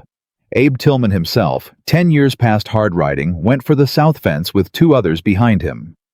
Vera Higgins climbed down from her wagon seat and rolled up her sleeves without being asked. After that, there were enough hands. 2 hours in with the fire visible on the south ridge and the smoke so thick it tasted like copper. Thomas came at a dead sprint across the yard. "East barn," he said, barely getting the words out. "3 horses still inside. Smoke's too thick, they won't come." Caleb was already turning. "I'll go." "The east roof beam is going, Caleb." "I'll go," Caleb said, flat and final. Ellie was down from the house roof before Thomas finished his next breath. She didn't ask permission. She followed Caleb across the yard and through the barn door, and the heat hit her like a wall. Not fire yet, not inside, but close the roaring outside, and smoke rolling in low, and the horses slamming against their stalls in the blind terror that no amount of calm can fully reach. "Get out," Caleb said without looking at her. He had his hands on the first horse's neck, voice low and steady, doing the impossible work of talking an animal past its own survival instinct. "Ellie, get out right now. 2 people is faster than 1, she said, and went to the second stall. She didn't know horses the way Caleb knew horses, but she knew fear knew it from the inside, the way it contracts a body and cuts off thinking. And she knew that fear wants contact, wants something solid that isn't running. She pressed both hands flat to the horse's neck, and she talked. Low and steady, and without urgency, the way you talk to something you intend to get through to whether it believes you yet or not. The horse moved. She got the second one out. Caleb got the first and the third. They were pushing all 3 through the barn door when the east roof beam let go. Not the whole roof at once, just a section, a burning timber coming down on Caleb's side, the crash of it enormous in the enclosed space, and Caleb going to one knee. His left arm caught under the edge of the beam. Not buried, not crushed, but pinned, and the gap in the roof above him opening to the fire outside. "Caleb." Ellie released the horse. It ran. She was back at his side in 4 steps. "I'm all right. Your arm is pinned. I can get it." He pushed up with his free hand. The beam didn't move. "Ellie, you need to—" "Hush," she said, and got both hands under the beam. Later people would ask her how. She didn't have a good answer. The timber wasn't light, and she was not built for lifting, and the smoke was thick enough to blind. She could only tell you that she lifted it, that she put her back and her legs and everything she had into it, and she lifted it, and Caleb pulled his arm free, and the two of them came out of that barn together in a kind of controlled falling. Both coughing hard, Caleb's arm, scraped raw from wrist to elbow but intact, the fire finding the dry straw behind them. The barn went up. The people in the yard saw them come out, and there was a sound. Not a cheer, not words. Just the exhale of 20 people who had been holding their breath all at once. Thomas reached Caleb first, then Samuel, who was supposed to be resting his ribs and wasn't. Vera Higgins was 3 steps behind, and she had her own hands on Caleb's good arm before she seemed to realize she'd moved. Ellie stood with her hands on her knees, coughing smoke out of her lungs. When she straightened up, she found 20 people looking at her. People from the main street of Harrow Creek. People who had stared when she rode in on Thomas's wagon. People who had made their opinion of the big strange woman at Black Creek clear with every turned back and every crossed street. Looking at her differently now, every one of them.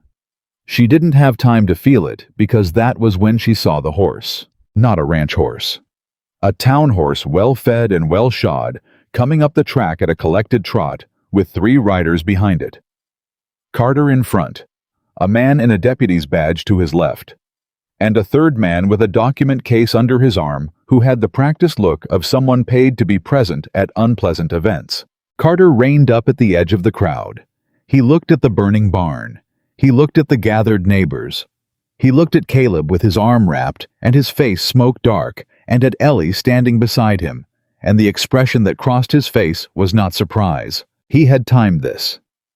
He had sat somewhere and watched the smoke rise, and let the fire do the first part of his work for him. Smoke meant chaos. Chaos meant people off the house. People off the house meant abandonment. He had sat and watched and ridden up at exactly the moment a less careful man might have called too late, and a more careful man would have called too obvious, and Nathaniel Carter had always believed himself to be the one man in any room who had read it exactly right. He still believed it. Ellie could see that in the easy way he held the reins. He hadn't accounted for the crowd. He hadn't accounted for a judge 2 days early. But he still believed right up until this moment that he was the smartest man on this property. "Deputy," he said, pleasant as weather. "We need to serve these papers." Nobody moved to let them through. Carter raised his voice just enough. "Abandonment provision. Under the terms of the note, if the property is vacated by the holders during the redemption period, possession reverts immediately to the note holder. These people left this house during the last 3 hours." He spread his hands. "By law, the property reverts to me as of this moment." The yard went very still. Ellie's mind went faster than she'd ever felt it go. She looked at the deputy's face, uncertain, uncomfortable, and at the document case, and at Carter's attorney, already pulling papers out with the practiced efficiency of a man who expected this to be quick. 1 second. That was all she had. "Nobody left this property," she said loud and clear. "I have been on this roof. Caleb Walker has been in that barn. Thomas Walker has been at the south fence, and Samuel Walker has been at the grain store. Not one of us stepped off this land today. We have been here, every one of us, fighting to save it." "Ma'am, the provision states," the deputy began. "I know what the provision states. And I am telling you with 20 witnesses standing in this yard that the provision has not been triggered." She looked directly at Carter. "You are welcome to argue otherwise in front of a judge. I am looking forward to that conversation." Carter's eyes went careful. "What judge?" he said. Quiet, precise. A new horse came through the gate. Nobody had heard it come up. The crowd was too loud, the fire too close, Carter too focused on the deputy at his shoulder. But the horse was there just inside the gate, and it had been there long enough that its rider had settled into the stillness of someone content to watch and learn the shape of a situation before he announces himself. The man on it was in his 60s, iron-haired with a judge's bearing, and 2 days' worth of travel dust on his coat, and he had clearly been sitting at the edge of the yard long enough to have heard a considerable portion of what had just been said. Judge Harrison Wallace looked at Carter, then at the burning barn, then at the document case in the attorney's hands, then at the 20 citizens of Harrow Creek standing between Carter and the house. "Nathaniel Carter," he said. His voice was dry and even as old timber. "Are you serving abandonment papers on a family while they're fighting a fire on their own land?" It was not a question. Carter's attorney opened his mouth. Wallace looked at him, and the attorney closed it. "I arrived 2 days ahead of schedule," the judge said almost to himself. "Mr. Higgins wrote me a letter." He looked around the yard, at the stone-walled root cellar, at the back of the house, its door shut tight. At Agnes Pruitt, standing near the well, with the patience of a woman who has waited 4 years. At Thomas, at Samuel, at Caleb, with his bandaged arm. At Ellie Whitmore, smoke-stained, soaked to the knee, standing in the middle of a crowd that had finally gotten out of its own way. "I'll hear this case tomorrow morning," Wallace said. 9 o'clock. Harrow Creek Courthouse. Every piece of paper, every witness, every filing, everything. He looked at Carter once more, and the look was the kind that leaves no room for misunderstanding. "You and your attorney will be present. Your notary, Dillard Ellison, will also be present, or I will send the sheriff to collect him personally, and that will not reflect favorably on you." He picked up his reins. "This matter is now under territorial jurisdiction. Sheriff Morrow's county filing is suspended pending my review." He rode through the gate and down the road toward town. The deputy looked at Carter, then at his document case. Then he tucked it under his arm, touched the brim of his hat to the yard in general, and rode after the judge without a word. Carter stood in place for a long moment. The pleasantness was gone entirely. What was there instead was the flat, recalculating expression of a man who has run a careful plan for 2 years and is only now beginning to understand where it went wrong. He turned his horse without speaking and rode out. The yard exhaled. Nobody cheered. It wasn't that kind of moment. The barn was still smoking. The cattle were scattered across 2 fields. 3 families had spent the last 3 hours working themselves to exhaustion on land that wasn't theirs for people some of them hadn't spoken to kindly in 2 weeks. McGrath came over and shook Caleb's good hand without a word. Then he went back to the water line. A woman Ellie didn't know, young with 2 small children hanging off her skirts, came and stood in front of her with the direct, undecorated gaze of someone who has something to say and doesn't know how. "My husband looked the other way when they said things about you in town," the woman said, "when you came in on the wagon. He didn't say nothing bad himself, but he looked away." A beat. "He's one of the men on your east field line right now. He's been there an hour." She looked down at her children, then back up. "I thought you should know that." Ellie didn't quite know what to say to that either. "Tell him thank you," she said finally. The woman nodded and went back to her children. Samuel made a sound halfway between a laugh and something he couldn't name. Thomas sat down on the fence rail like his legs had held him up long enough and were done. Vera Higgins turned to Agnes Pruitt and put an arm around her shoulders, and Agnes Pruitt, who by all accounts had not cried once in 4 years, pressed one hand hard over her eyes. Caleb stood beside Ellie, closer than the crowd required. She could hear him breathing still rough from the smoke. "Tomorrow," he said. "Tomorrow," she agreed. "Are we ready?" Ellie looked at the root cellar. Every page wrapped in oilcloth on a stone shelf where fire couldn't reach it. James Walker's letter folded at the top where she'd placed it 2 years of silence waiting to finally be heard out loud. "Yes," she said. "We're ready." He was quiet for a moment. Around them the neighbors of Harrow Creek moved, dragging water, beating back the last of the embers, doing the long practical work of aftermath. Nobody asked whether to help anymore. "Ellie," Caleb said. "Don't," she said gently. "I know. I don't think you do." His voice was quiet just between the 2 of them. "I found you in my barn with a rifle to your head. I didn't know a single thing about you except that you were hungry and you had holes in your boots and you still looked a man in the eye. And now you've got my family's case in that cellar, and you just walked into a burning building for my brother's horses, and I—" He stopped. His jaw worked. "I'm not good with the right words, Ellie. I never have been. But I don't want you to not know it." She looked at him. At the man who had pushed a rifle barrel down in a barn and crouched in the hay and asked her when somebody last offered her a meal. At the man who'd taken his hat off to her in his own kitchen. At a man trying to say something his whole life had never given him the vocabulary for. "I know it," she said softly. "Caleb, I know it." He looked at her a beat longer than he needed to in the settling dark with smoke in the air between them, and she looked back, and neither of them said the next thing that was there to say, because they both understood that tomorrow had to come first. That there was a courthouse waiting. That some things earn the right to be said by being survived first. He nodded. The way his father would have measured and final and meaning more than the motion alone could carry. Around them Harrow Creek worked. The fire was dying. The evidence was safe. The judge was in town. And tomorrow morning, after 2 weeks and a burning barn and a rifle in the hay and a plate of eggs and a Bible letter and 20 neighbors who finally showed up when it counted, Ellie Whitmore was going to walk into a courthouse and tell the truth in front of a man who was ready to hear it. She thought about that as she walked the yard one last time in the near dark, checking what had been saved, what had been lost, what would need to be rebuilt come morning. The barn was gone. That was real.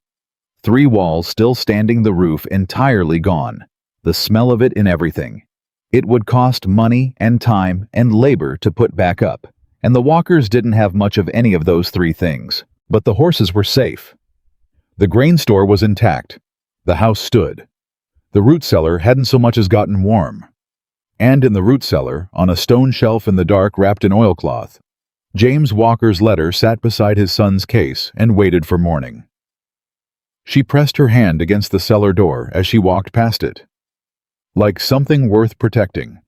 Like something that was hers. The morning of the hearing, Ellie was up before the house stirred. She opened the root cellar and laid every document on the kitchen table in the order she'd present them. Forgery evidence first, then the Kelly note for comparison, then the 7, Ellison filings, then Agnes Pruitt's receipt, then the bill of sale.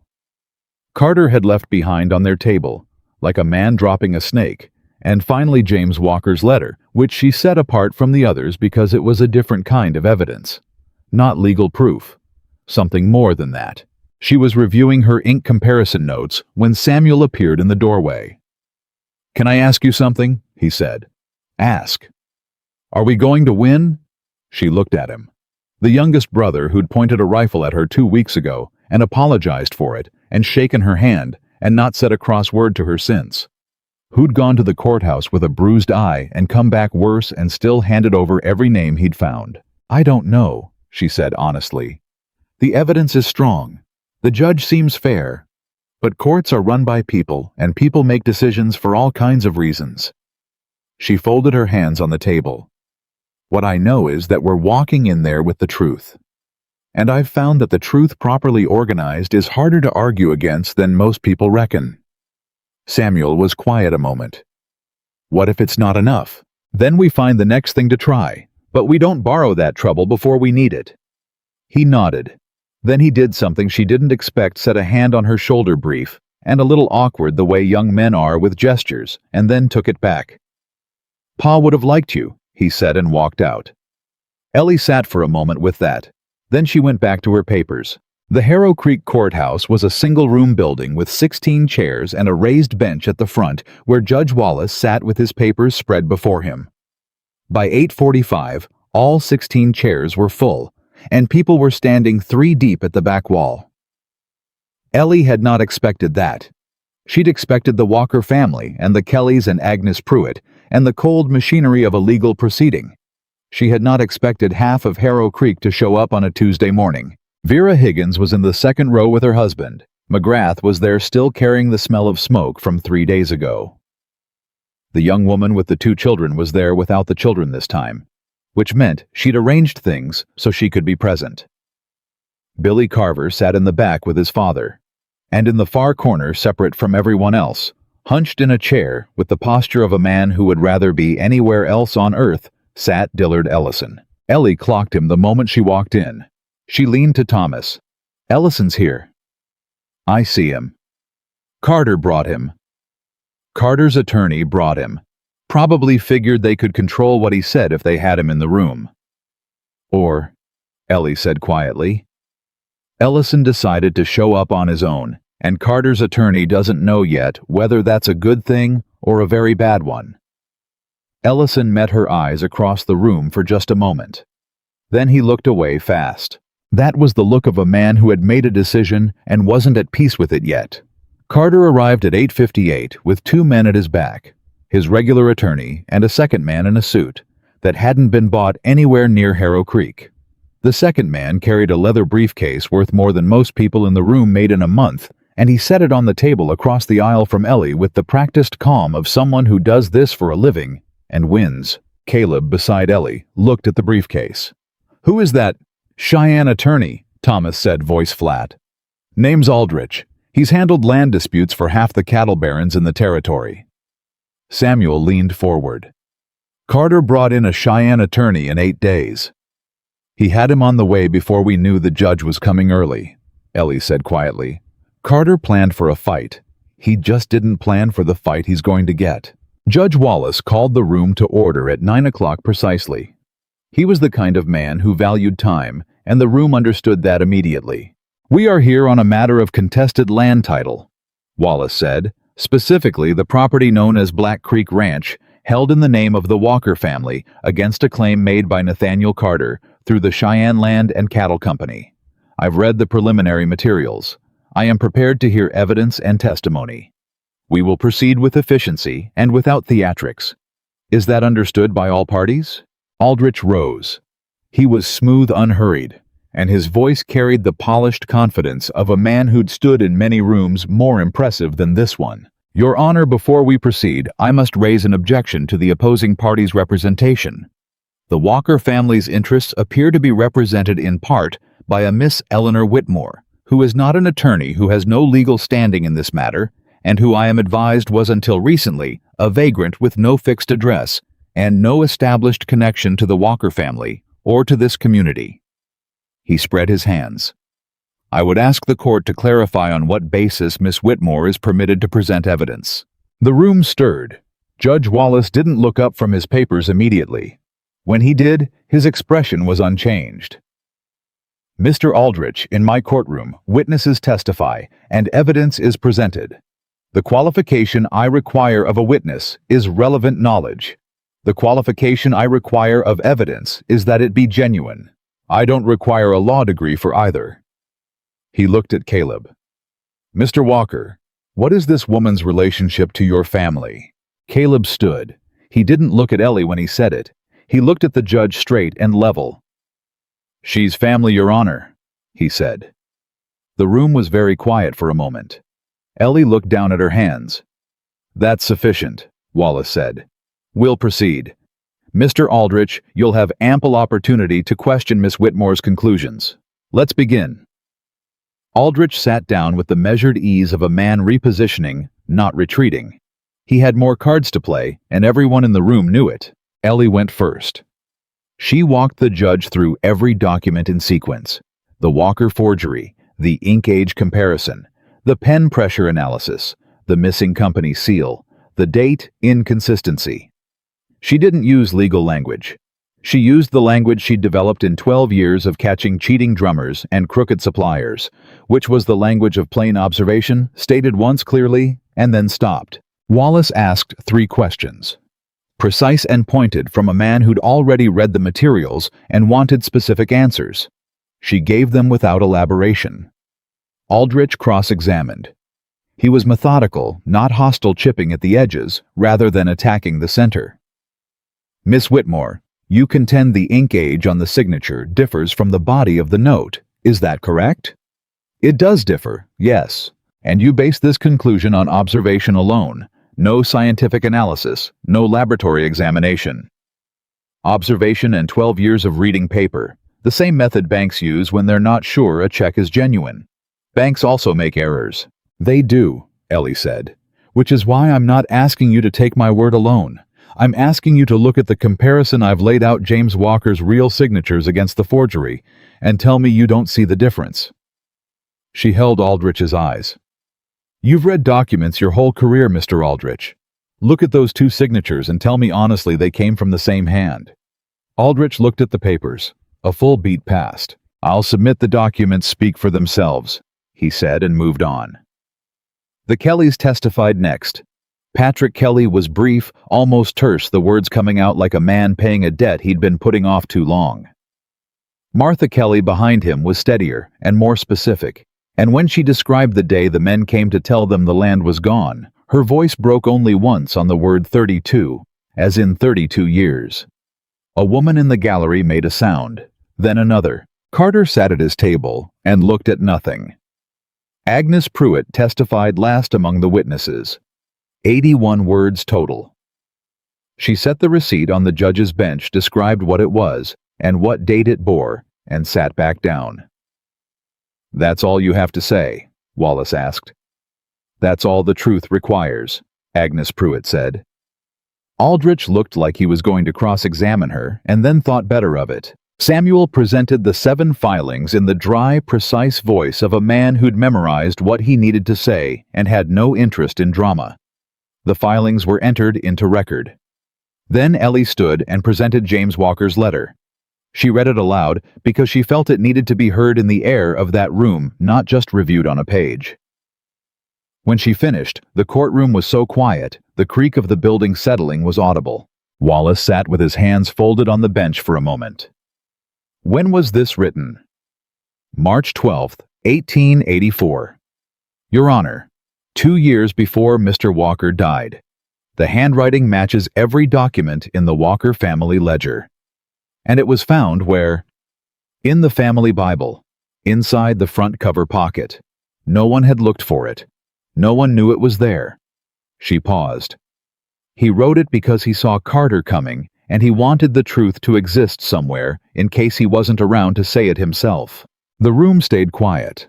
Aldrich said, "Your Honor, a personal letter written by a deceased man is not admissible." "It goes to motive counselor," Wallace said, and the edge in his voice was not anger exactly, but the end of patience. "A man who threatened the note holder in writing before the note allegedly existed is a man with documented motive to forge that note. The letter is admitted." He looked at Carter's table. "Do you wish to present your case, Mr. Aldrich?" Aldrich presented his case. He was good at it. He produced a county assessor's letter supporting Carter's valuation of the East pasture. He produced a statement from a Cheyenne banking official attesting to the Cheyenne Land and Cattle Company's existence. He produced 3 character references for Nathaniel Carter from men in neighboring counties whose names meant nothing to anyone in the room. He did not call Carter to testify. Ellie noted that carefully. He called Dillard Ellison. The room shifted when Ellison stood. Ellie watched him cross to the front, and she watched the way he moved wrong. Too careful, the walk of a man carrying something heavy he was trying not to show. Aldrich's questions were brief and clearly designed to establish the minimum. Ellison was a notary. He had witnessed the signing. He had recorded the documents accordingly. "And you witnessed James Walker sign this note?" Aldrich said. Ellison hesitated. It was a small hesitation. A half-second.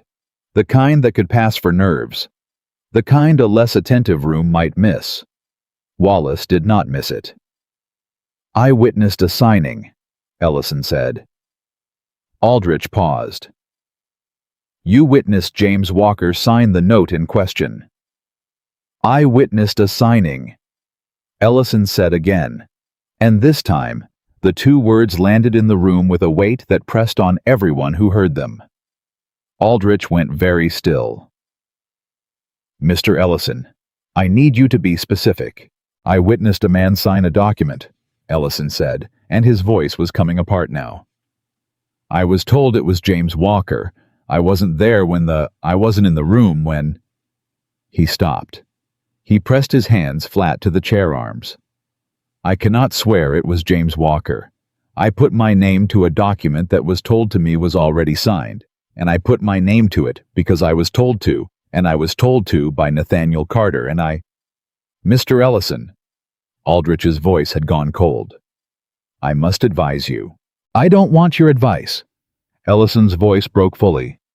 "I want to not go to prison for a man who's been holding something over my head for 6 years. That's what I want."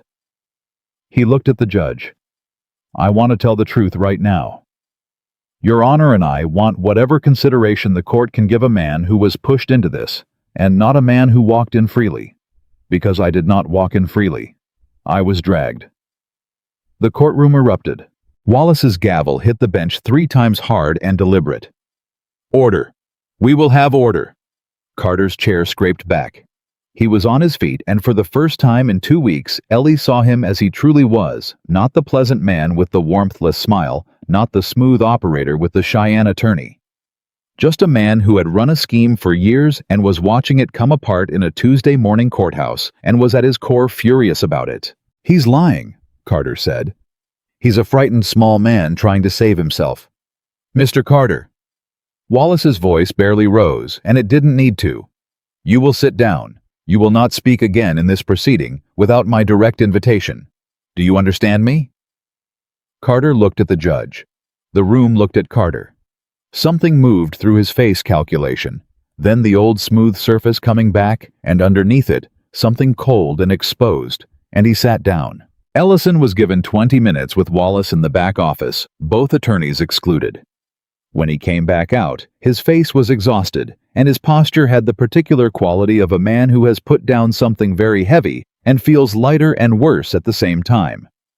"Court will resume in 15 minutes, Wallace said. "I have seen enough." The recess emptied the courthouse to the front steps. Ellie was standing apart from the crowd, organizing her papers back into the oilcloth, when she heard Carter's footstep behind her and felt the air change. "Last chance," he said very quietly. Just to her. No attorney nearby. "I lose this, and the Attorney General goes after me criminally. They've been looking for a reason. When that happens, everything I know about how things work in this county comes out. Every deal, every handshake, every man who looked the other way when he should have looked, including some men connected to people you're now friendly with." His voice was absolutely level. "Walk away now, Miss Whitmore. Take the brother's gratitude and find somewhere else to put your talents. Some attorney in Cheyenne will pay you well to read paper, but don't be standing in Harrow Creek when this goes further than a land dispute." Ellie stopped organizing. She turned around. She looked at him the way she'd looked at his documents, without anger, without fear, with the same steady, focused attention she gave anything she was trying to understand completely. "You're threatening me," she said. "I'm advising you." "No, you're scared. You've been scared since Samuel came back from the courthouse with 2 black eyes and a list of 7 names. Everything since then, the second document, the abandonment papers, the Cheyenne attorney. This conversation right here has been a scared man trying to find something that works." She tilted her head slightly. "Nothing's worked, and this won't either. Miss Whitmore, I was turned out of a town once," she said, and her voice went very quiet and very clear. "By a man like you, with papers like yours, and I walked away because I didn't have anyone standing with me, and I didn't know yet how to fight it. I have thought about that walk every day since." She met his eyes without blinking. "I am not walking away from this. Not this time." "You will regret. I think you ought to step away from her." Caleb's voice was even and low and absolute, and he was already there 2 steps behind Ellie, and Thomas was beside him, and Samuel a step behind Thomas, and the 3 of them stood in a line that left no question about where they intended to remain.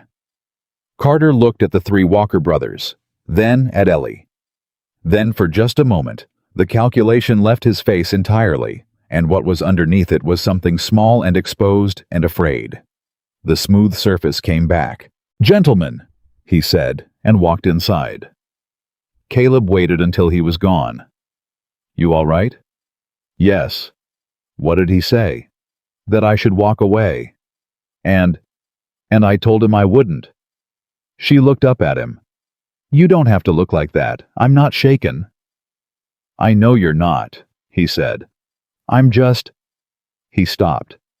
"I'm glad we were here." "So am I," she said honestly. They went back inside. Judge Wallace reconvened at 11:42, and the room came to attention.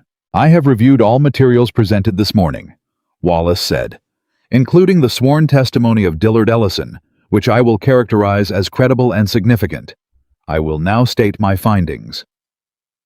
Nobody in the room breathed. The note presented by Nathaniel Carter as evidence of debt owed by the late James Walker to the Cheyenne Land and Cattle Company is not a legitimate instrument. The evidence of forgery is sufficient to satisfy this court on multiple independent grounds. The physical examination of the document, the comparative signature analysis, the absence of proper corporate authentication, and the testimony of the purported witness that he did not in fact witness the alleged signing. He set his papers down. The note is void. Black Creek Ranch remains the property of the Walker family in its entirety. The counterclaim regarding the East Pasture Bill of Sale is similarly void on identical grounds, as both documents bear Ellison's fraudulent witness and the same physical hallmarks of forgery identified in Miss Whitmore's analysis. Carter's attorney sat absolutely still. "Furthermore," Wallace said, and the word changed the temperature of the room, "the evidence presented today, specifically the 7 filings through Ellison's fraudulent notarial practice, the cross-referenced forgery evidence, and Mr. Ellison's testimony regarding coercion, constitutes a pattern of criminal conduct sufficient to warrant referral to the Territorial Attorney General's office for investigation of fraud, extortion, and filing of false instruments with a public office." He looked directly at Carter. "You are not under arrest at this moment, but you are advised strongly not to leave the territory pending the Attorney General's review. I will be sending my findings by telegraph this afternoon." The room broke open. It wasn't orderly. People were standing, talking, moving. Agnes Pruitt put both hands over her face and didn't take them down for a while. Martha Kelly reached across Patrick and grabbed his arm and held on. Samuel made a sound Ellie had never heard from him, something raw and young and entirely unguarded. Thomas had his arm around Caleb's shoulders. Caleb didn't say anything. He just stood very still with his brother's arm around him, and he looked at the judge's bench and the papers spread across the table and James Walker's letter at the top of the stack. Whatever he felt in that moment, he kept between himself and his father. Ellie stood at the edge of all of it and let it be. Let the room have its noise and its relief and its long overdue exhale.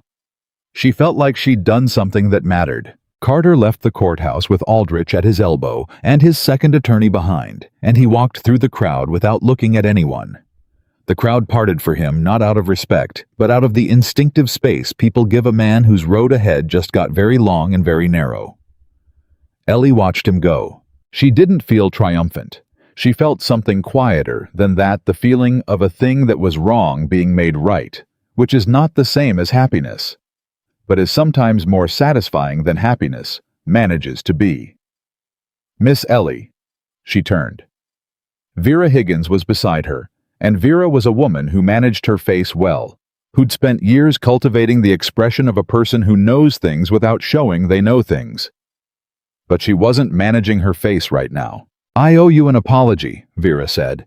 "Mrs. Higgins, no. I stood in front of your wagon 2 weeks ago and I told you it wasn't right.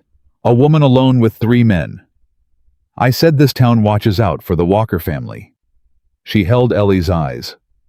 "I wasn't watching out for them. I was minding other people's business in the name of decency and calling it care.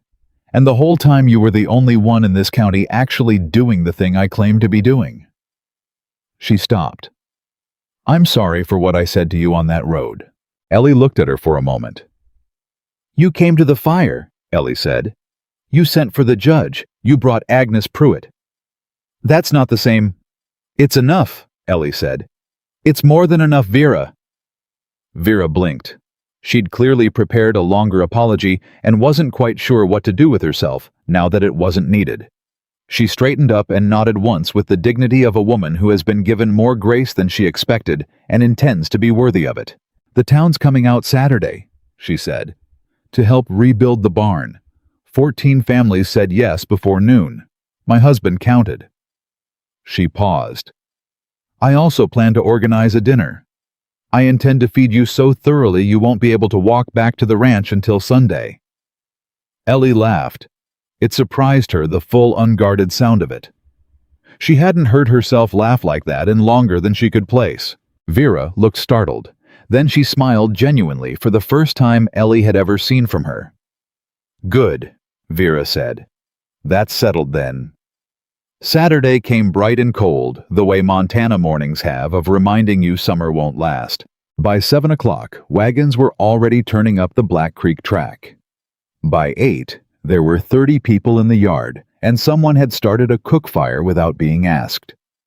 By 9, the first new wall beam was going up, and the sound of hammers hitting wood carried out across the valley in the clear air like something being announced. Ellie stood on the porch and watched it, and couldn't quite locate the feeling in her chest, too large for gratitude, too grounded for disbelief. Something in between, something she didn't have a word for yet. McGrath was working the frame alongside Thomas, the two of them talking quietly between hammer swings, the way men do when they're working toward something, and both know it. Abe Tillman was mixing mortar with his oldest son. The young woman Ellie had learned her name now, Clara Davies, was passing water down the line, her children running underfoot, and her husband was on the crossbeam, with a level calling down measurements, and once he looked down at Ellie on the porch and gave her a nod that wasn't complicated and didn't need to be. Vera Higgins arrived at 10 with 2 other women and a wagon full of food, and she set up a table in the yard with the command authority of a woman who has been organizing communal meals her whole life and is very good at it. Patrick Kelly came. He didn't say anything when he arrived, just tied his horse and picked up a hammer. Martha was behind him. She came straight to Ellie. "How's the arm?" she asked, meaning Caleb's. "Healing," Ellie said. "Good." Martha looked at the wall going up. "This valley's been quiet too long," she said. "Quiet in the wrong way. The way it goes quiet when people know something's wrong and decide not to look at it." She paused. "I'm glad somebody looked." "You looked," Ellie said. "You kept that original note for 2 years." "I kept it, and I sat on it," Martha said. "That's not the same thing as fighting." She looked at Ellie. "You fought." By noon, the first wall was complete, and the second was framed. And the yard had that particular feeling of a crowd that has found a rhythm together, where the work is harder than any one person and easier than you'd think, with enough hands and nobody stopping to ask whose job it is. Samuel appeared at Ellie's elbow with a plate.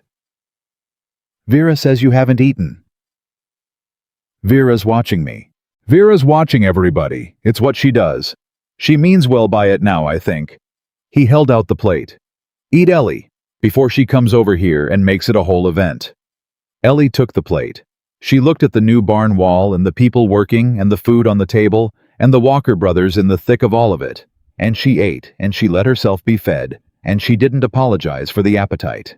Outside the courthouse, Caleb found her. The crowd had thinned. The Saturday workers gone home, tired and satisfied.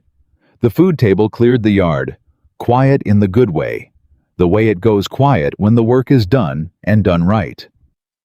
Caleb came around the corner of the half-built barn and stood in front of her, and he didn't have his hat in his hands this time.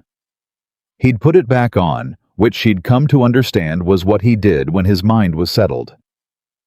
"So," he said. "So," she agreed. "We won." "You won," she said. "I just read some papers." "Ellie." His voice was patient and a little dry. "You read papers in a burning barn. The papers weren't in the barn. You know what I mean." She did know. She let herself know it, the whole of it, the rifle barrel and the plate of eggs and the Bible letter and the root cellar and Caleb on one knee under a burning beam and 20 people who showed up when it counted and a judge who came 2 days early because a town councilman wrote a letter. She let herself hold the full weight of it without deflecting it or filing it away before she'd felt it. It was real. All of it was real. "What happens now?" she said. "Now." He looked at his brothers putting tools away across the yard and at the new barn wall, catching the last of the afternoon light. "Now we go home and figure out what we've got and what we need and how to get from one to the other. Same as any day." He looked back at her. "Just better footing than yesterday." "Better footing than yesterday," she repeated. And better company, he said quiet just between them. She looked at him. He looked at her. And it was there between them the thing that had been building since a rifle barrel and a plate of eggs and a hat taken off in a kitchen. Not finished being built, not ready to be named, but real, and they both knew it was real, and neither of them needed to say anything about it in a yard in Harrow Creek on a Saturday evening. "Let's go home," Ellie said. He nodded. Thomas and Samuel fell in behind them, and the four of them walked together through a yard that had been full of neighbors all day and was theirs again now, and the new barn wall stood at their back, solid and square, and put up by 30 pairs of hands that had finally decided to show up. And Ellie Whitmore walked home with her family. Just the road under her feet, and home at the end of it. The weeks after the hearing had a different quality to them, quieter on the surface, but fuller underneath the way a field looks the same after rain, but is doing something completely different below the ground. Carter was not arrested that first week nor the second, but his name was gone from the valley in the way powerful names go, when power stops protecting them. People stopped saying it the way they'd said it before, with that particular careful inflection of someone aware of consequences. Now, when someone mentioned Nathaniel Carter, they said it the way you say the name of something that used to be dangerous and isn't anymore, with a kind of exhausted relief. The first official letter from the Territorial Attorney General's office arrived on a Thursday, addressed to Judge Wallace, and forwarded through Vera Higgins's husband, who had become their unofficial connection to every piece of news worth knowing in Harrow Creek. Thomas read it at the kitchen table and passed it to Caleb, and Caleb passed it to Ellie without a word. Carter had been formally indicted on 11 counts. Fraud, extortion, filing false instruments with a public office, conspiracy to deprive landowners of property through fraudulent means. The list went on longer than Ellie had expected, which told her the Attorney General's office had been building something of their own for a while, and the Walker case had given them what they needed to move. 11 counts, Samuel said. Minimum, Ellie said. They'll find more when they go through Ellison's records. Is that good for us? It's finished for him, Caleb said quietly. That's what it is. The second letter came a week later, and this one was addressed to Patrick Kelly. Martha brought it out to Black Creek herself, because she'd been writing out every few days since the hearing this time, with her eyes red and her chin up, and the envelope held in both hands like something precious. The Creek land was being reviewed for full restitution. The Territorial Land Office, following the Attorney General's findings, had suspended all transfers executed through Ellison's fraudulent practice pending individual review. Patrick Kelly's South Creek land, 32 years of his family's work, was going to be returned to him. Not maybe. Not pending further review, the letter said returned. Martha stood in the Walker kitchen and couldn't speak for a full minute, and nobody made her try. 32 years, she finally said to nobody in particular. Enoch was right the whole time. The whole time. He was, Ellie said, and he died not knowing it would come right. He knew, Ellie said. Somewhere he knew. Men like Enoch Kelly don't stop being right just because nobody's proved it yet. Martha looked at her for a long time. Then she reached out and gripped Ellie's hand hard. Brief, the grip of a woman who has held things together alone for a long time, and is only now allowing herself to feel the weight of what she's been carrying. Then she let go, straightened up, and went home to tell Patrick. It was Thomas who mentioned the Cheyenne letter. Not to Ellie, to Samuel in the barn, in a voice that wasn't quite quiet enough. Ellie was passing the open door with a bucket, and she heard her name and stopped.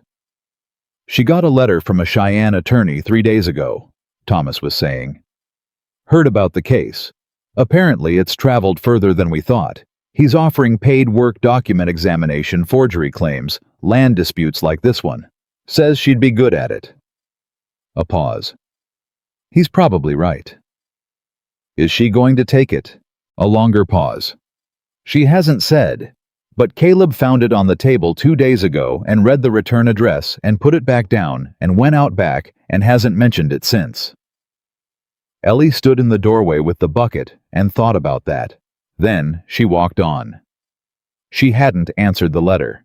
She'd read it 3 times, put it away, found herself reading it a 4th time late at night when she couldn't explain why she kept going back to it, when she already knew what it said. The honest answer, the one she hadn't said out loud to anyone, was that she didn't know what she wanted, which was not something Eleanor Whitmore was accustomed to not knowing. She'd always known.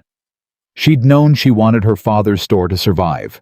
She'd known she wanted food and shelter when she had neither. She'd known clear as creek water that she wanted to help the walkers when nobody else would. She knew how to want things that were necessary. She'd never been in a situation where two things were possible, and both of them felt necessary in different ways. She was thinking about this at the far end of the east field when she heard Caleb's boots behind her. She didn't turn around. "You read it," she said. "The return address," he said. "Didn't read the letter." "But Thomas told you what it said." A beat. Thomas talks. He does. She turned.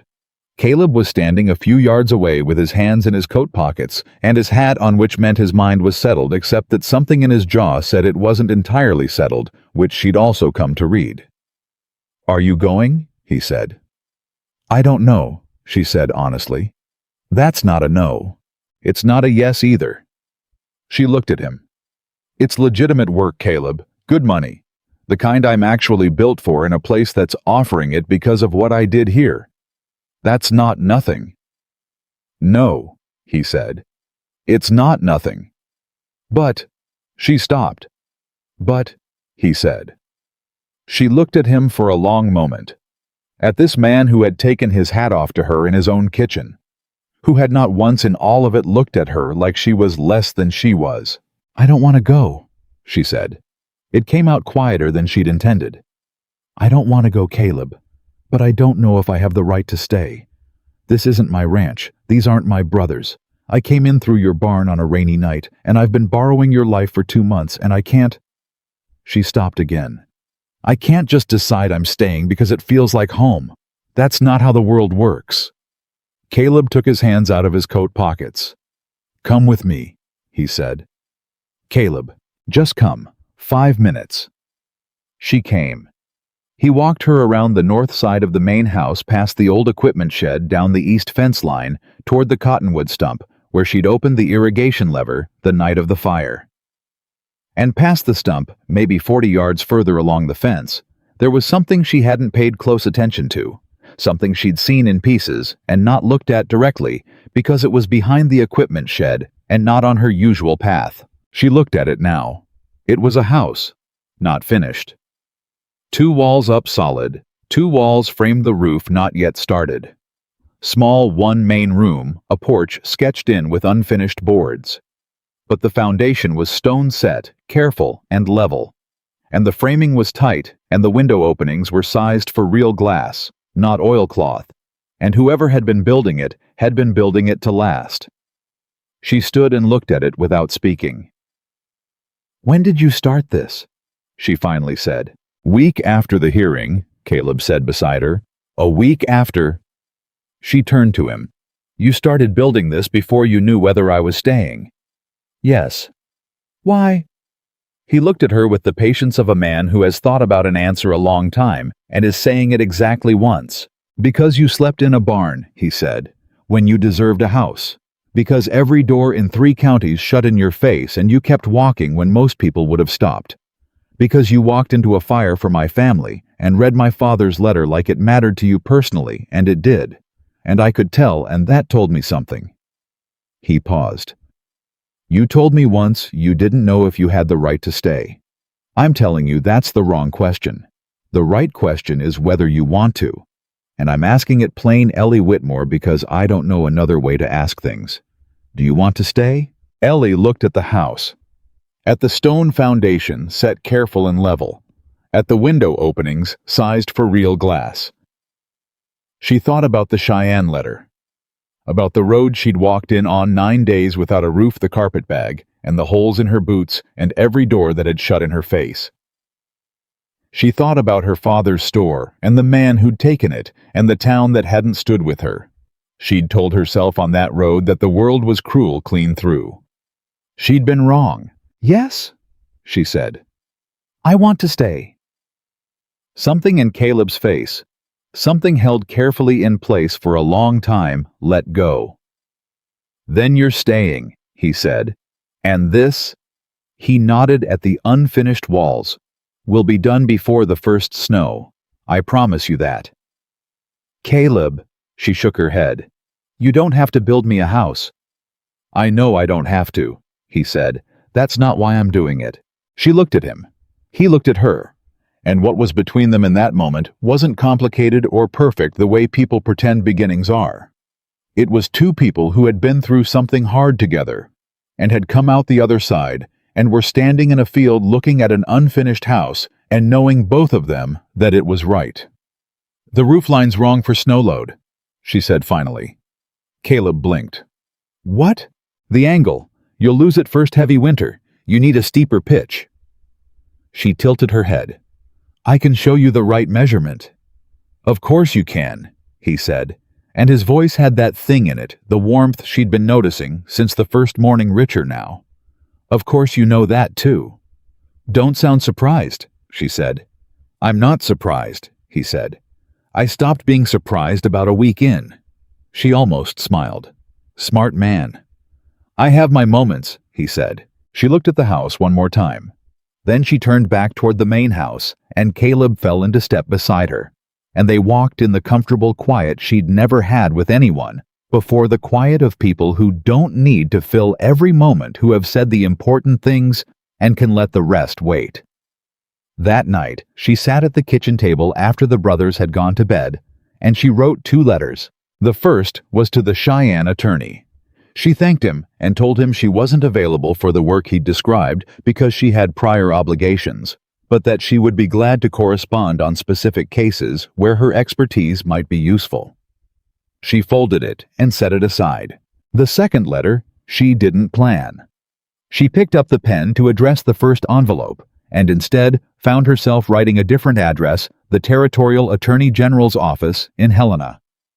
And then she was writing what she'd never told anyone, not even Caleb, about her father's dry goods store, and the paper she hadn't been able to fight, and the town that hadn't stood with her, and the name of the man who'd done it. She wrote for an hour without stopping, dates, amounts, documents she still had copies of in the bottom of the carpet bag she'd carried 900 miles. She wrote it all out plain, the way she'd learned to present evidence, organized, specific, without asking for sympathy, letting the facts carry their own weight. When she finished, she sat back and read it over and thought this might come to nothing. The man who took her store might never face what Carter was facing. The Attorney General might not take it up. It might be exactly like the first time, except this time, nobody would tell her she had to walk away. She folded the letter. She was sealing it when Thomas came through the kitchen in his socks on the way to the water pitcher, the way he did every night, and he saw the 2 letters on the table and the look on her face. 2 letters, he said.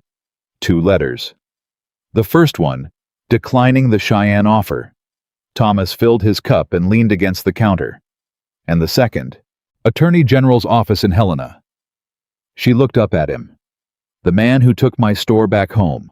Same method Carter used. Same pattern, different state. I think he was part of the same network. I'm going to find out. Thomas was quiet for a moment. You're going to fight another case. From here, she said. I'm not going anywhere. She paused. If that's all right. Thomas set his cup down and crossed the kitchen and sat down across from her in the easy way. He had no announcement, like the most natural thing in the world. Ellie, he said. There's a woman who slept in our barn 6 weeks ago, who then read our father's paper upside down over a breakfast table and found the forgery in it, and went to see the Kellys, and organized the whole county into a courthouse, and walked into a burning barn and testified in front of a territorial judge, and apparently has been quietly planning to fight another case on the side. He leaned forward. Does that sound like we'd tell you it's not all right?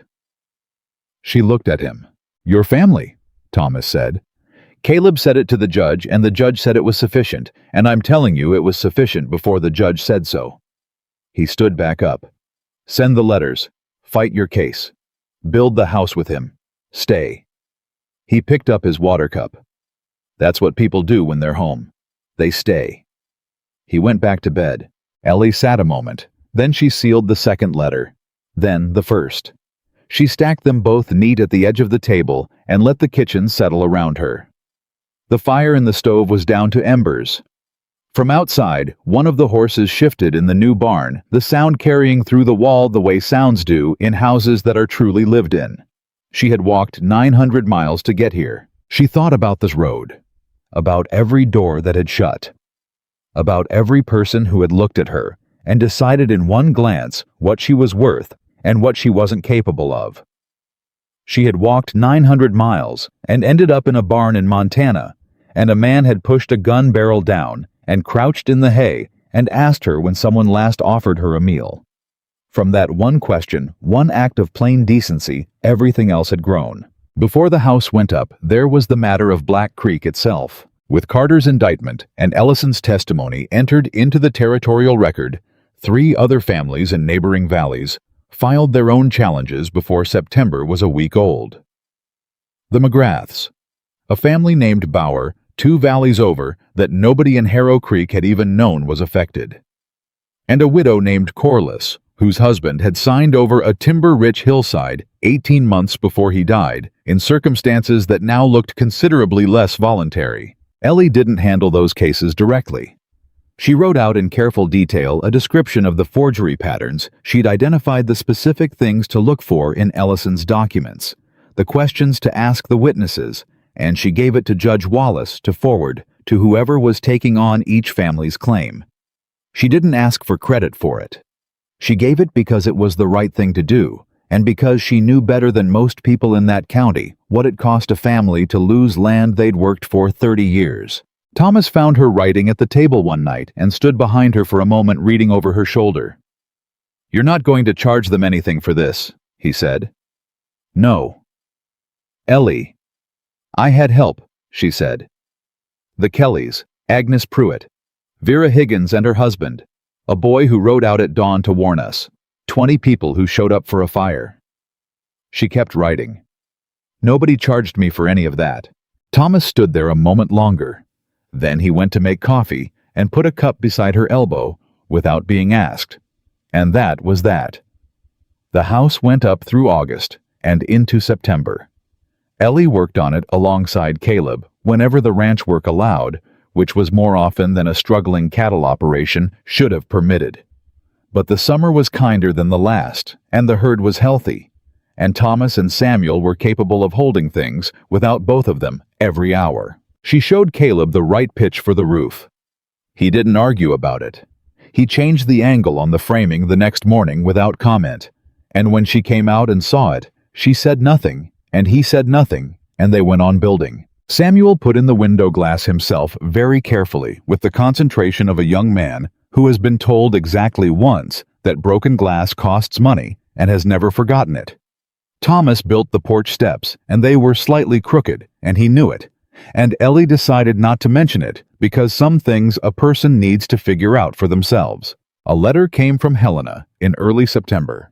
Brief, official, and very much to the point, the Territorial Attorney General's office was familiar with the network of fraudulent notarial practices connected to Ellison's operation.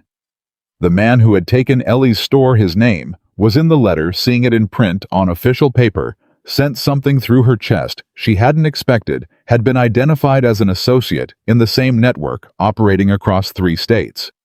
The office was already building a case.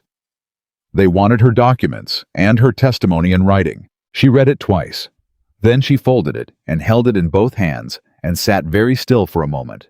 Not because she was shocked, she'd suspected this was possible, but because there is a difference between suspecting something and having it confirmed, between fighting for it theoretically and having official paper in your hands that says the fight is real and you are part of it.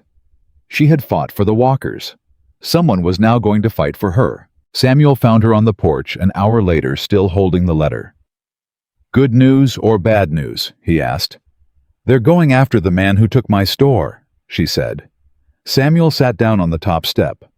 "That's the man who started all of this for you, the one that put you on the road." "Yes.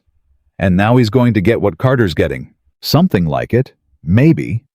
She paused. "It might take years. It might come to less than I want it to. But it's happening. It's real. Somebody official is going after him, and my documents are going to be part of why. Samuel thought about that. Then he said, "You know what I think." "What?" "I think you walked 900 miles, ended up in our barn, and managed to fix your own problem and ours at the same time." He looked out across the east field where the firebreak grass had come in, green and thick. Pa would have said that's God having a sense of humor. Thomas said something like that too. Thomas and Pa thought alike. He stood. "I'm glad you're staying, Ellie, in case I haven't said so plain enough." "You've said it plain enough," she said. "Good." He went back inside. She sat on the porch until the letter felt like paper again, and not like something that might fly away if she loosened her grip. On the last day of September, with the first frost 2 weeks out, Caleb stood in the doorway of the finished house and looked at her. "It's done," he said. She stepped inside. One main room, a separate sleeping room, a proper door with a real latch windows that let in clean light from the east. A shelf along the wall at exactly the right height for a woman who'd spent 12 years reaching for ledgers. A hook by the door for a coat. She stood in the middle of her house. Her house. Not a borrowed room, not a barn floor, not a church step, not a rented shelf in someone else's life. Hers. "It's not much," Caleb said from the doorway. "Caleb Walker," she said, and her voice was steady in a way that meant she was working to keep it that way. "If you apologize for this house, I will redo your ledgers so wrong it'll take you 3 years to untangle them." He almost smiled. The real one, the one that happened without permission. "Yes, ma'am." Samuel had put his head in the door an hour before, surveyed the finished room, and said, "It smells like a real house," and then left, which was Samuel's way of saying something important without saying it. Thomas had looked at the shelf on the east wall and looked at Ellie, and nodded once with his whole face the way Thomas did things quietly, completely, without needing to explain himself. Caleb had built it. And now he was standing in the doorway of it, the way a man stands in the doorway of something he made with his own hands. Not proud exactly, because Caleb was not a man who wore pride on the outside, but with a particular stillness that meant something to him that he wasn't going to put into words. She let him have that for a moment. Then she said what she needed to say. "Thank you," she said. "For this. For all of it. Starting with the eggs." "Ellie, let me say it." She held his eyes. "A man pushed a rifle barrel down and crouched in the hay and asked me when somebody last offered me a meal. That was the first decent thing anyone had done for me in longer than I care to say. And everything else came from that. The case, the fight, the house. It all came from one man deciding that a woman sleeping in his barn deserved a plate of eggs and a question asked kind." She paused. "I'm not going to let that go unremarked, so, thank you." Caleb was quiet for a moment. "You're welcome," he said. And it was the simplest possible thing he could have said, and exactly right. And then quieter. "I'd like to keep asking you kind questions, Ellie, if you'll let me. For a long time." She looked up at him, at the man who'd built her a house before she'd agreed to stay, who'd said she's family to a judge and meant it before he said it, who'd pushed a rifle barrel down in a dark barn because a woman in wet clothes with holes in her boots had looked him in the eye. "I'll let you," she said. And that was enough. For now, it was everything. Outside, Thomas and Samuel were somewhere on the far side of the yard, giving them space with the thoughtful discretion of brothers who have learned when to be somewhere else. The Montana sky in late September was doing what it does, going wide and deep, and more colors than you have names for the kind of sky that makes you understand why people stayed in this country when it was hard and cold and far from everything they'd known before. Ellie stood in her house and felt something settle into place in her chest, not with a click, not with the force of a decision. Just the quiet, certain feeling of a thing that was right, finding the shape of the space it was always meant to fill. She had arrived with nothing. No money, no family, no address, no history that anyone here had known before a rainstorm brought her to a barn. She had arrived with nothing, and a man had crouched in the hay and asked her when someone last offered her a meal, and from that single act of plain human decency, An entire life had grown. A home, a fight won, a name worth saying. Brothers who claimed her out loud in front of judges. A man who built her a house before she'd decided to stay, because he already knew the answer, even when she didn't. She was not the woman the world had decided she was when it looked at her from doorways and cross streets. She was not lazy, not a burden, not too much to feed and too little to matter. She was the woman who read a forged signature upside down over a breakfast table, who opened an irrigation channel alone in the dark, who walked into a burning barn and lifted a timber off a man she'd known 3 weeks because it needed doing, and she was there, and she was enough. Who stood in front of a territorial judge and told the truth so plainly that a Cheyenne attorney with a briefcase that cost more than a season's wages couldn't find a way around it. That was who she was. It had always been who she was. The world had just needed a rainstorm and a leaky barn, and 3 brothers decent enough to push a rifle down to find out. Ellie Whitmore had walked into the valley with nothing. She stood now in a house built by a man who saw her worth before she'd earned a single thing in his eyes. Built before she'd agreed to stay, before she'd asked, before she'd done anything but sit down at a kitchen table and eat eggs without apology. Because that was the kind of man Caleb Walker was, and that was the kind of woman she had finally fully allowed herself to be. She had arrived with nothing. She was home, and nothing and no one in this world was ever going to make her walk away from it again.